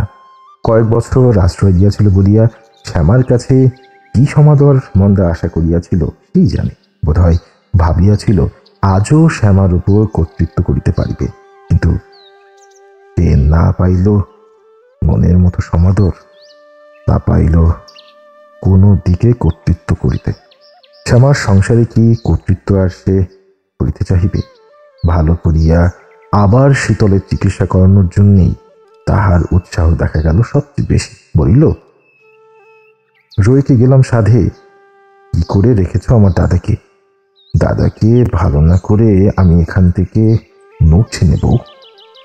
কত যে দরদি বোন, কত তার আভাব, কত তার ভাবনা, কে জানে, হইতেও পারে আজ তো সুপুত্র সুকন্যা, আমার ভবিষ্যৎ অন্ধকার নয়। কিছুই তো ওদের জন্য আর তাহাকে করিতে হবে না। শীতলের জন্য হয়তো, তাই আন্তরিক বেকুলতায় মন্দার জাগিয়াছে। শ্যামাকে সে ব্যতিব্যস্ত করিয়া দিল। শ্যামা বলিল, ওর আর চিকিৎসে নেই ঠাকুরজি, ওর চিকিৎসা এখন সেবা যত্ন। মন্দা স্তম্ভিত হইয়া বলিল, মুখ ফুটে এমন কথা তুমি বলতে পারলে বউ? তুমি কি গো? হ্যাঁ? শ্যামা বলিল, কি বলতে হবে তুমি না হয় তবে বলে দাও। মন্দা রাগিয়া উঠিল, কাঁদিয়াও ফেলিল। কে জানে অকৃত্রিম বেদনায় মন্দা কাতর হইয়াছে কিনা। এ তো অর্থ সাহায্যের কথা নয়, ভার বহনের কথা নয়, ভাইয়ের জীবন তাহার। চিকিৎসা নাই, ভাই তাহার বাঁচিবে না। মন্দার হয়তো ছেলেবেলার কথা মনে পড়ে, শীতলের অসঙ্গ পাগলামি আর অজস্র স্নেহ। বড় ভালোবাসিত শীতল তাহাকে। সেই দিনগুলি কোথায় হারাইয়া গিয়াছে, কিন্তু এই বাড়িতেই সেসব ঘটিয়াছে। এখানে বসিয়া অনায়াসে কল্পনা করা চলে সেসব ইতিহাস। হয়তো তাই মন্দার কান্না আসে, বলে, দাদার জন্য কিছুই করবে না তুমি? ডাক্তার কবিরাজ দেখাবে না? বলে, ডাক্তার কি দেখানো হয়নি ঠাকুরজি? ডাক্তার না দেখিয়ে চুপ করে বসে আছি আমি। ১৬ টাকা ভিজিট দিয়ে ডাক্তার এনেছি, কলকাতার সেরা কবিরাজকে দেখিয়েছি। জবাব দিয়েছে সবাই। আমি আর কি করব? তবে আর কি, কর্তব্য করেছ, এবার টান দিয়ে ফেলে দাও দাদাকে রাস্তায়। আজ বুঝতে পারছি বউ, দাদা কেন বিভাগী হয়ে গিয়েছিল। এতকাল পরে মন্দা তবে শ্যামাকে চিনিতে পারিয়াছে। শীতলের পায়ের কাছে বসিয়া মন্দা দীর্ঘ নিঃশ্বাস ফেলে। চমকাইয়া উঠিয়া বড় ভয় পায় শীতল। দাড়ির ফাঁকে একটু হাসিয়া জিজ্ঞাসা করে, আমার সেই কুকুর আছে মন্দা? দাদা গো বলিয়া মন্দা হাউ হাউ করিয়া কাঁদিয়া ওঠে। শীতল থরথর করিয়া কাঁপিতে থাকে। মনে হয় আর কিছুদিন যদি বা সে বাঁচিত, মন্দার বুক ফাটা কান্নায় এখনই মরিয়া যাইবে। বড় কষ্ট হয় শীতলের, বড় ভয় করে। বড় বড় কালো লোমশ পা ফেলিয়া নিজের মরণকে সে যেন আগাইয়া আসিতে দেখিতে পায়। বিহব্বল দৃষ্টিতে সে চাহিয়া থাকে মন্দার দিকে। দরজার কাছে দাঁড়াইয়া শ্যামা বলে, ঠাকুরজি শোনো, বাহিরে এসো একবার। সকলেই বুঝিতে পারে মরণাপন্ন মানুষের কাছে এভাবে কাঁদিতে নাই, এ কথা বলিতে চাই শ্যামা। মন্দা চোখ মুছিয়া উদ্ধত ভঙ্গিতে সোজা হইয়া বসে। বেশ করিয়াছে কাঁদিয়া। শীতল বুঝি তাই মনে করে। মন্দার আকস্মিক কান্নায় আটকাইয়া উঠিয়া তাহার দম বন্ধ হইয়া আসিয়াছিল। তবু শ্যামার বিবেচনার চেয়ে যে দরদের কান্না মারিয়া ফেলার উপক্রম করে, তাই বুঝি ভালো শীতলের কাছে। কি উৎসুক চোখে সে শ্যামার অশ্রুসিক্ত মুখের দিকে চাহিয়া থাকে। ছেলেবেলা বকুল আর বনগায় মন্দার সেই কুকুরটা ছাড়া এ জগতে সকলে ফাঁকি দিয়াছে শীতলকে। দিন 20 থাকিয়া মন্দা চলিয়া গেল। আসিল নববর্ষ আর গ্রীষ্ম। শীতের শেষে শ্যামার শরীরটা ভালো হইয়া গিয়াছিল। গরমে আবার যেন সে দুর্বল হইয়া পড়িল। কাজ করিতে শান্তি বোধ হয়। সন্ধ্যার সময় হাত পা চিবাইতে থাকে, কিন্তু কাহাকেও সে তাহা বুঝিতে দেয় না। চুপ করিয়া থাকে। কেন? দুর্বল শরীরে কাটিয়া মরে কেন শ্যামা? তার সেবা করার জন্য ছেলে না তার বিবাহ করিয়াছে। বউকে আনিয়া লইলেই তো এবার সে অনায়াসে বসিয়া বসিয়া আয়াস করিতে পারে। কিন্তু কেন যেন বউকে আনিবার ইচ্ছা শ্যামার হয় না। না আনিলে অবশ্য চলিবে না। ছেলের বউকে কি বাপের বাড়িতে ফেলিয়ে রাখা যায় চিরকাল? যাক, দুদিন যাক। একদিন বিধান অফিসে গিয়াছিল। কোথা হইতে রঙিন খাম আসিল একখানা, আকাশের মতো নীল রঙের। শ্যামা অবাক হইয়া গেল। এর মধ্যে চিঠি লিখিতে শুরু করিয়াছে বউ। ওদের ভাব হইল কবে? কদিনেরই বা দেখাশোনা। বিধান লুকাইয়া যায় না তো শ্বশুরবাড়ি। নিজের মনে শ্যামা হাসে। লুকাইয়া শ্বশুরবাড়ি যাওয়ার ছেলেই বটে তার। কি লিখিয়াছে বউ? চিঠিখানা সে বিধানের মশারির ওপর রাখিয়া দিল। বিধান আসিলে বলিল, তোর একখানা চিঠি এসেছে খোকা, রেখে দিয়েছি মশারির। বিধান চিঠি পড়িয়া পকেটে রাখিয়া দেয়। পাকবাজারের চিঠি বুঝি? ওরা ভালো আছে? শ্যামা জিজ্ঞাসা করিল। বিধান বলিল, আছে। ছেলের সংক্ষিপ্ত জবাবে শ্যামা যেন একটু রাগ করিয়া সরিয়া গেল। কয়েকদিন পরে একটা ছুটির দিনে শ্যামা একটু বিশেষ আয়োজন করিয়াছিল রান্নার। রাঁধিতে রাঁধিতে অনেক বেলা হইয়া গেল। রান্নাঘরের ভেতরটা অসহ্য গরম। শ্যামা যেই বাহিরে আসিয়া দাঁড়াইয়াছে, অমনি মাথা ঘুরিয়া পড়িয়া গেল। সামান্য ব্যাপার, মূর্ছা নয়, সন্ন্যাস রোগও নয়। মাথায় একটু জল টল দিতেই শ্যামা সুস্থ হইয়া উঠিয়া বসিল। বিধান কিন্তু তাহাকে সেদিন আর উঠিতে দিল না, শোয়াইয়া রাখিল। বিকালে বিধান বাহির হইয়া গেল। রাত্রি 8টার সময় ফিরিয়া আসিল সুবর্ণকে সঙ্গে করিয়া। বিধানের নিষেধ অমান্য করিয়া শ্যামা তখন রাঁধিতে গিয়াছে। সুবর্ণ প্রণাম করিতে সে একেবারে উত্তেজিত হইয়া উঠিল। একিরে খোকা, বলা নেই কওয়া নেই বৌমাকে নিয়ে এলি যে তুই? জিজ্ঞেস করা দরকার মনে করলি না বুঝি একবার? এমন অভ্যর্থনার জন্য বিধান প্রস্তুত ছিল না। সে চুপ করিয়া রহিল। সুবর্ণকে দেখিয়া শ্যামা খুশি হয় নাই? তার সেবা করার জন্য সে যে হঠাৎ বউকে লইয়া আসিয়াছে, এটা সে খেয়াল করিল না। বিধান দুঃখিত হইয়া দাঁড়াইয়া রহিল। সুবর্ণের কি হইল বোঝা গেল না। শ্যামা মণিকে বলিল, যা তো মণি, তোর বৌদিকে ঘরে নিয়ে গিয়ে বসাগে। কি সব কাণ্ড বাবাইদের! রাত দুপুরে হুট করে নতুন বউ এনে হাজির। কি সে কি ব্যবস্থা হবে এখন? বিধান ভয়ে ভয়ে বলিল, বাইরে তোমার বেয়াই বসে আছে মা, তাকেও এনেছি। আমি পারবো না বাপু রাত দুপুরে রাজ্যের লোকের আদর আপ্যায়ন করতে। মাথা বলে ছিঁড়ে যাচ্ছে। কি বলে ওদের তুই নিয়ে এলি খোকা? এক ফোঁটা কি তোর বুদ্ধি নেই? কি রাগ শ্যামার! ছেলেবেলায় যাকে সে ধমক দিতে ভয় পাইত, সেই ছেলেকে কি তার শাসন? গা ঝাড়া দিয়া উঠিয়া এসে রাঁধিতে আসিল। সুবর্ণকে দেখিয়াই তার মাথা ধরিয়া গেল, বেশ গা হাত চিবাইতে আরম্ভ করিল। শ্যামার অন্ত পাওয়া ভার, কি শোচনীয়ভাবে তার মনে জোর কমিয়া গিয়াছে। তারই সেবার্থে পরিণীতা পত্নীকে তারই সেবার জন্য অসময়ে বিধান টানিয়া লইয়া আসিয়াছে, শুধু অনুমতি নেয় নাই।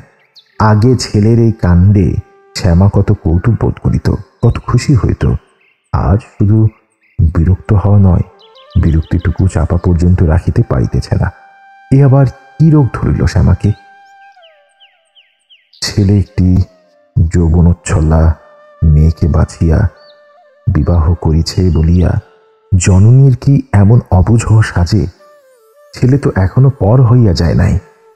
মেনকা উর্বশী তিলোত্তমার মোহিনী মায়াতেও পর হইয়া যাওয়ার ছেলে তো সে নয়। শ্যামা কি তা জানে না? এমন অন্ধ জ্বালাবোধ কেন তার?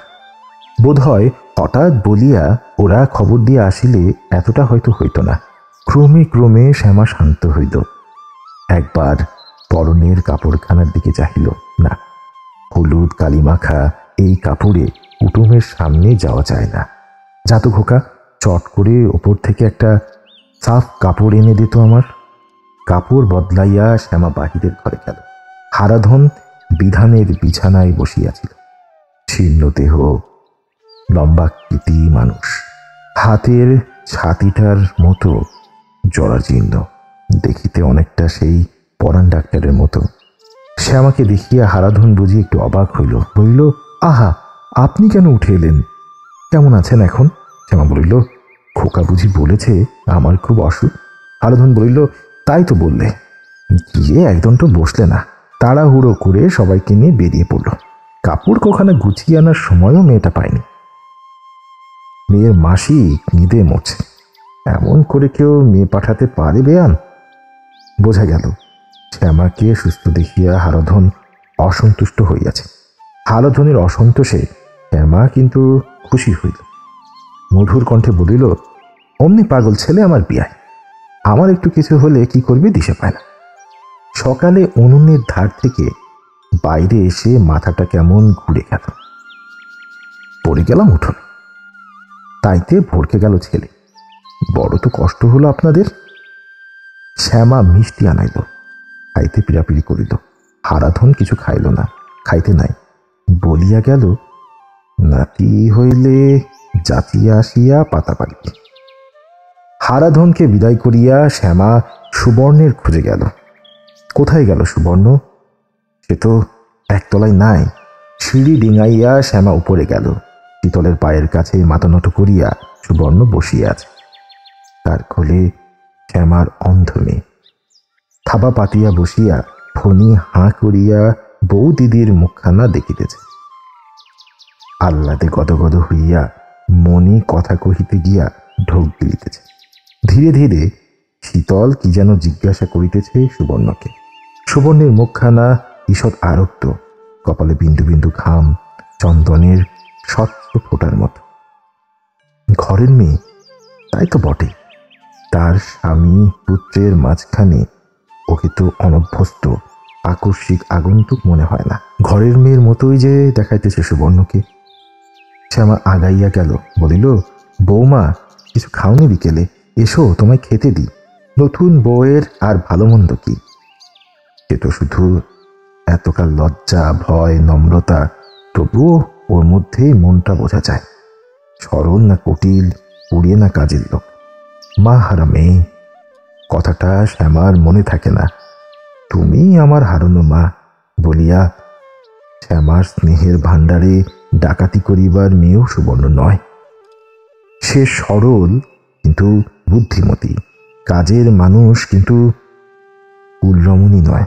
দরকার মতো একখানা দুখানা বাসন সে বাসন মাজার মতোই মাজিয়া আনে।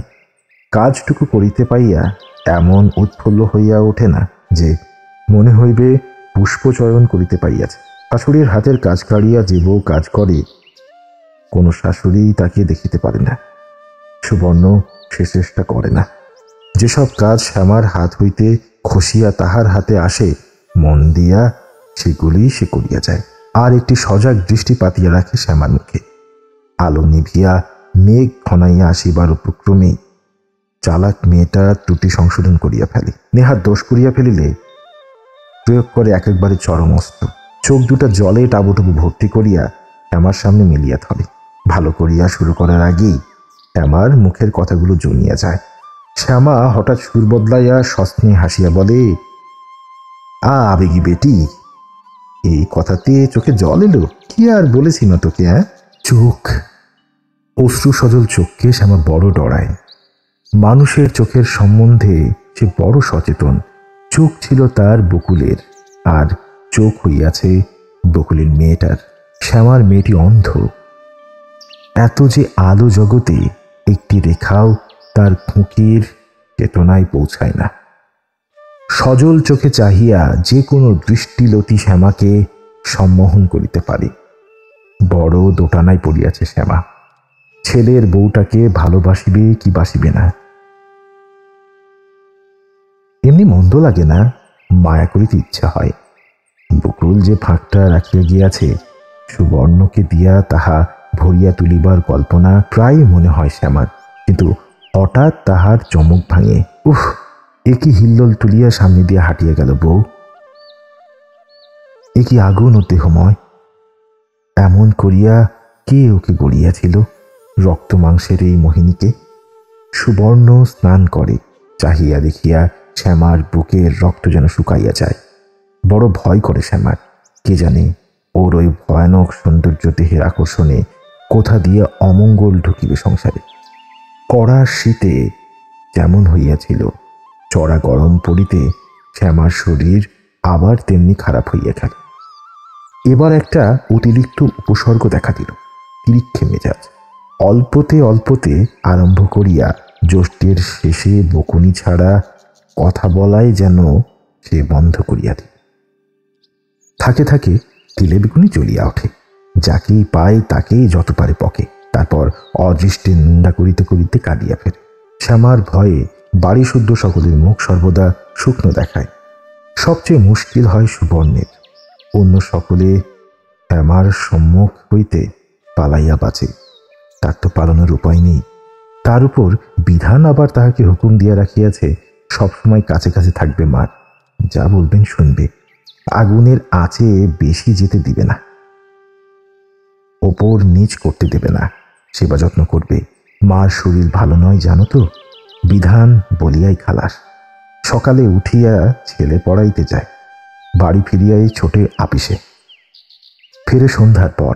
সারা দিন শ্যামা কি কাণ্ড করে সে তো দেখিতে আসে না। সুবর্ণের অবস্থা সে কি বুঝিবে? কিছু বলিবার উপায়ও সুবর্ণের নাই। কি বলিবে? যদি বলিতে যাই, বিধান যে ভাবিয়া বসিবে, দেখো এর মধ্যে নালিশ করা শুরু হইয়াছে। কিন্তু বিধান সব বোঝে, চিরকাল বুঝিয়া আসিয়াছে। সুবর্ণ এখনো জানে না যে বুঝিয়াও বিধান কোনোদিন কিছু বলে না, চুপচাপ নিজের কাজ করিয়া যায়, চুপচাপ উপায় ঠাউরায়। বনগায় শ্যামা একবার পাগল হইতে বসিয়াছিল, এবারও সেই রকম আরম্ভ হইয়াছে দেখিয়া বিধান কম ভয় পায় নাই। প্রতিবিধানের কোনো উপায় শুধু সে খুঁজিয়া পাইতেছে না। ব্যাপারটা সম্পূর্ণ স্বাস্থ্যঘটিত। শ্যামাকে লইয়া কোথাও চেঞ্জ যাইতে পারিলে ভালো হইত। কোনো ঠান্ডা দেশে, দার্জিলিং অথবা সিমলা। সে অনেক টাকার কথা, অত টাকা কোথায় পাইবে সে? সংসার চালানোর ভাবনাতেই এই বয়সে সে বুড়া হইয়া গেল। এ বাড়িতে সে ছাড়া আর সকলেই বোধহয় ভুলিয়া গিয়াছে বাড়িটা পর্যন্ত তাদের নয়। মাসে মাসে ভাড়া গুনিতে হয় বিধানকে। সত্যি কি শ্যামার আবার সেই রকম হইতেছে? বনগাঁয়ে যেমন হইয়াছিল, যে জন্য পড়া ছাড়িয়া চাকরি লইতে হইয়াছিল বিধানের। শ্যামার চোখের দিকে তাকাও, বাহিরে দুরন্ত রোদের যেমন তেজ, তেমনি জ্বালা শ্যামার চোখে। এ বুঝি জীবনব্যাপী দুঃখের অভিশাপ। আজীবন শান্ত আবেষ্টনীর মধ্যে সুরক্ষিত আশ্রয়ের আড়ালে বাস করিতে না পারিলে এমনি বুঝি হইয়া যায় অসহায়া নারী। আজীবন দুঃখ দুর্দশার পীড়ন সহিয়া শেষে যখন সুখী হওয়ার সময় আসে, তখন তুচ্ছ আবহাওয়ার উত্তাপেই গলিয়া যায়। আঁচল গায়ে জড়াইয়া শ্যামা কত শীত কাটাইয়া দিয়াছে, 3টি উনানের আঁচে বসিয়া পার করিয়া দিয়াছে কত গ্রীষ্ম। এবার সে এত কাবু হইয়া গেল। তারপর একদিন আকাশে ঘন ঘটা আসিল, মাটি জোড়াইল জোড়াইল মানুষ। বিকারের শেষের দিকে ধীরে ধীরে চুপ করিয়া মানুষ যেভাবে ঘুমিয়া পড়ে, শ্যামাও তেমনি ভাবে ক্রমে ক্রমে শান্ত ও বিষণ্ণ হইয়া আসিল। সকলে হাঁপ ছাড়িয়া বাঁচিল। তবু সুবর্ণকে শ্যামা পুরোপুরি শূন্যজলে দেখিতে পারিল না। একটা বিদ্বেষের ভাব রহিয়া গেল। বিধান কত আদরের ছলে শ্যামার 7 বছর বন্ধা থাকিয়া প্রথম সন্তানকে বিসর্জন দিয়া ওকে শ্যামা কোলে পাইয়াছিল, সুবর্ণ তার বউ। তবু সুবর্ণকে বুকের মধ্যে গ্রহণ করিতে পারিল না। কি দুর্ভাগ্য শ্যামার! শীতল তেমনি অবস্থায় এখনো বাঁচিয়া আছে। ডাক্তারের ভবিষ্যৎবাণী বুঝি ব্যর্থ হইয়া যায়। এতদিনে তার মরিয়া যাওয়ার কথা। মৃত্যু কিন্তু 2টি একটি অঙ্গ গ্রাস করিয়া সর্বাঙ্গে প্রায় সবটুকু শক্তি শুষিয়া তৃপ্ত হইয়া আছে। হঠাৎ কবে আবার ক্ষুধা জাগিবে, এখনো কেহ তাহা বলিতে পারে না। শ্যামা বলে, হ্যাঁ গা, বড় কি কষ্ট হচ্ছে। কি করবে বলো দেখি? বৌমা বসবে একটু কাছে, গায়ে হাত বুলিয়ে দেবে। কোনখানে কষ্ট তোমার? অমনি ডাকতো তোর বৌদিকে, ওষুধ মালিশ করে দিয়ে যাক। কোথায় যে যায়, হাত পেলেই কি ছেলের সঙ্গে ফসফস গুজগাছ করতে চলল। কি মন্ত্র দিচ্ছে কানে কে জানে। সুবর্ণ ওষুধ মালিশ করতে বসে। শ্যামা বলে, দেখ তো মণি, ও বাড়ির ছাদে কে? নকুলবাবুর বাঁশি বাজানো ভাইটে বুঝি? দে তো দরজাটা ভাজিয়ে। বৌমা, আর একটু সামনে শুনলেই না হয় বসতে বাছা। একটু বেশি লজ্জা থাকলে খেতি নেই কারো। সুবর্ণ জড়সড় হয়ে যায়, রাঙামুখ নত করে। শ্যামা যখন এমনিভাবে বলে, কোনো উপায়ে মিশাইয়া যাওয়া যায় না শূন্যে। ভালো লাগে না, ভালো লাগে না বলিয়া শ্যামারও ভালো লাগে না। সুবর্ণের ম্লান মুখখানা দেখিয়া কত কি সে ভাবে। ভাবে, সে যদি আজ অমনি বউ হইত এবং আর কেহ যদি অমনি করিয়া তাকে বলিত, কেমন লাগিত তার। বিধানের কানে গেলে কত ব্যথা পাইবে সে। মনি বড় হইতেছে, কথাগুলি তার মনে না জানি কিভাবে কাজ করে। একই স্বভাব, একই জিহ্বা হইয়াছে তার। কেন সে না বলিয়া থাকিতে পারিবে না? শ্যামা বাহিরে যায়। বর্ষার মেঘলা দিন, ধান কলের অঙ্গনে আর ধান মিলিয়ে দেয় না। অত বড় অঙ্গনটা জনহীন, কুলি রমণী নাই, পায়রার ঝাঁক নাই। খুকিকে শ্যামা বুকের কাছে আরো উঁচুতে তুলিয়া ধরে। বিধানের বউকে কি কটু কথা বলিয়াছে, কি বিষাদ শ্যামার মনে। দিক দিগন্ত চোখের জলে ঝাপসা হইয়া গেল। আশ্বিনের গোড়ায় হারাধন মেয়েকে লইয়া গেল। যাওয়ার সময় সুবর্ণ অবিকল মা হারা মেয়ের মতোই ব্যবহার করিয়া গেল। শ্যামা ভালোবাসে না, শ্যামা কটু কথা বলে। তবু মনে হইল সুবর্ণ যাইতে চায় না। এখানে থাকিতে পারিলে খুশি হইত। শ্যামা নির্বিবাদে ভাবিয়া বসিল, এটান বিধানের জন্য। সে যা ব্যবহার করিয়াছে তার জন্যে সুবর্ণের কিসের মাথা ব্যথা? পূজার পরেই আমায় আনবেন মা। সুবর্ণ সজল চোখে বলিয়া গেল। শ্যামা শুধু বলিল, আনব। বিধানের বউ, সে বাপের বাড়িতে যাইতেছে। বুকে জড়াইয়া একটু তো শ্যামা কাঁদিতে পারিত, কিন্তু করিবে শ্যামা? যাওয়ার জন্য সুবর্ণ তখন সাজগোজ করিয়াছে। বউয়ের চোখ ঝলঝানো মূর্তির দিকে শ্যামা চাহিতে পারিতেছিল না। মনে হইতেছিল, যাক, ও চলিয়া যাক, 2 দিন চোখ দুটা একটু জোড়াক শ্যামা। পূজার সময় মন্দা আসিয়া কয়েকদিন রহিল। শীতলকে দেখিতে আসিয়াছে।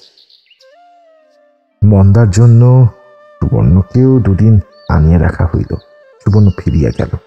একদিন মন্দা বলিল, ভাবো, একটা কথা বলি তোমায়। ভালো করে তাকিয়ে দেখছো বৌমার দিকে? আমার যেন সন্দেহ হলো বউ। শ্যামা চমকাইয়া উঠিল, তারপর হাসি বলিল, না ঠাকুরজি, ও তোমার চোখের ভুল। মন্দার চোখের ভুলকে শ্যামা কিন্তু ভুলিতে পারিল না। দিবারাত্রি মনে পড়িতে লাগিল সুবর্ণকে আর মন্দার ইঙ্গিত। কি কি বলিয়া গেল মন্দা? সত্যি হইলে শ্যামা কি অন্ধ?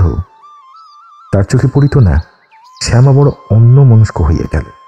সংসারের কাজে বড় ভুল হইতে লাগিল শ্যামার। কি মন্ত্র মন্দা বলিয়া গিয়াছে। সুবর্ণকে দেখিবার জন্য শ্যামার মন ছটফট করে। সে ধৈর্য ধরিয়া থাকিতে পারে না। একদিন মণিকে সঙ্গে করিয়া সে চলিয়া গেল বাগবাজারে। মন্দার মন্ত্র কি শ্যামার চোখে অঞ্জনও পড়াইয়া দিয়াছিল? কই, সুবর্ণের দিকে চাহিয়া এবার তো শ্যামার চোখ পীড়িত হইয়া উঠিল না। শ্যামা বলিয়াছিল, সামনে রবিবারের দিন ভালো আছে, ওই দিন বিধান আসিয়া সুবর্ণকে লইয়া যাইবে। না, তাকে বলা মিছে। বউকে সে আর বাপের বাড়ি ফেলিয়া রাখিতে পারিবে না। সুবর্ণের মাসি বলিল, এই তো সেদিন এলো, এর মধ্যে এত তাড়া কেন? আর একটা মাস থেকে যাক। শ্যামা বলিল, না বাছা, না, তুমি বোঝো না। যার ছেলের বউ, সে ছাড়া বোঝার কথা নয়। ঘর আমার আধার হয়ে আছে। একে একে দিন গেল। ঋতু পরিবর্তন হইল জগতে। শীত আসিল, শীতল পরলোকে গেল। শ্যামা ধরিল বিধবার বেশ। তারপর শীতও আর রহিল না।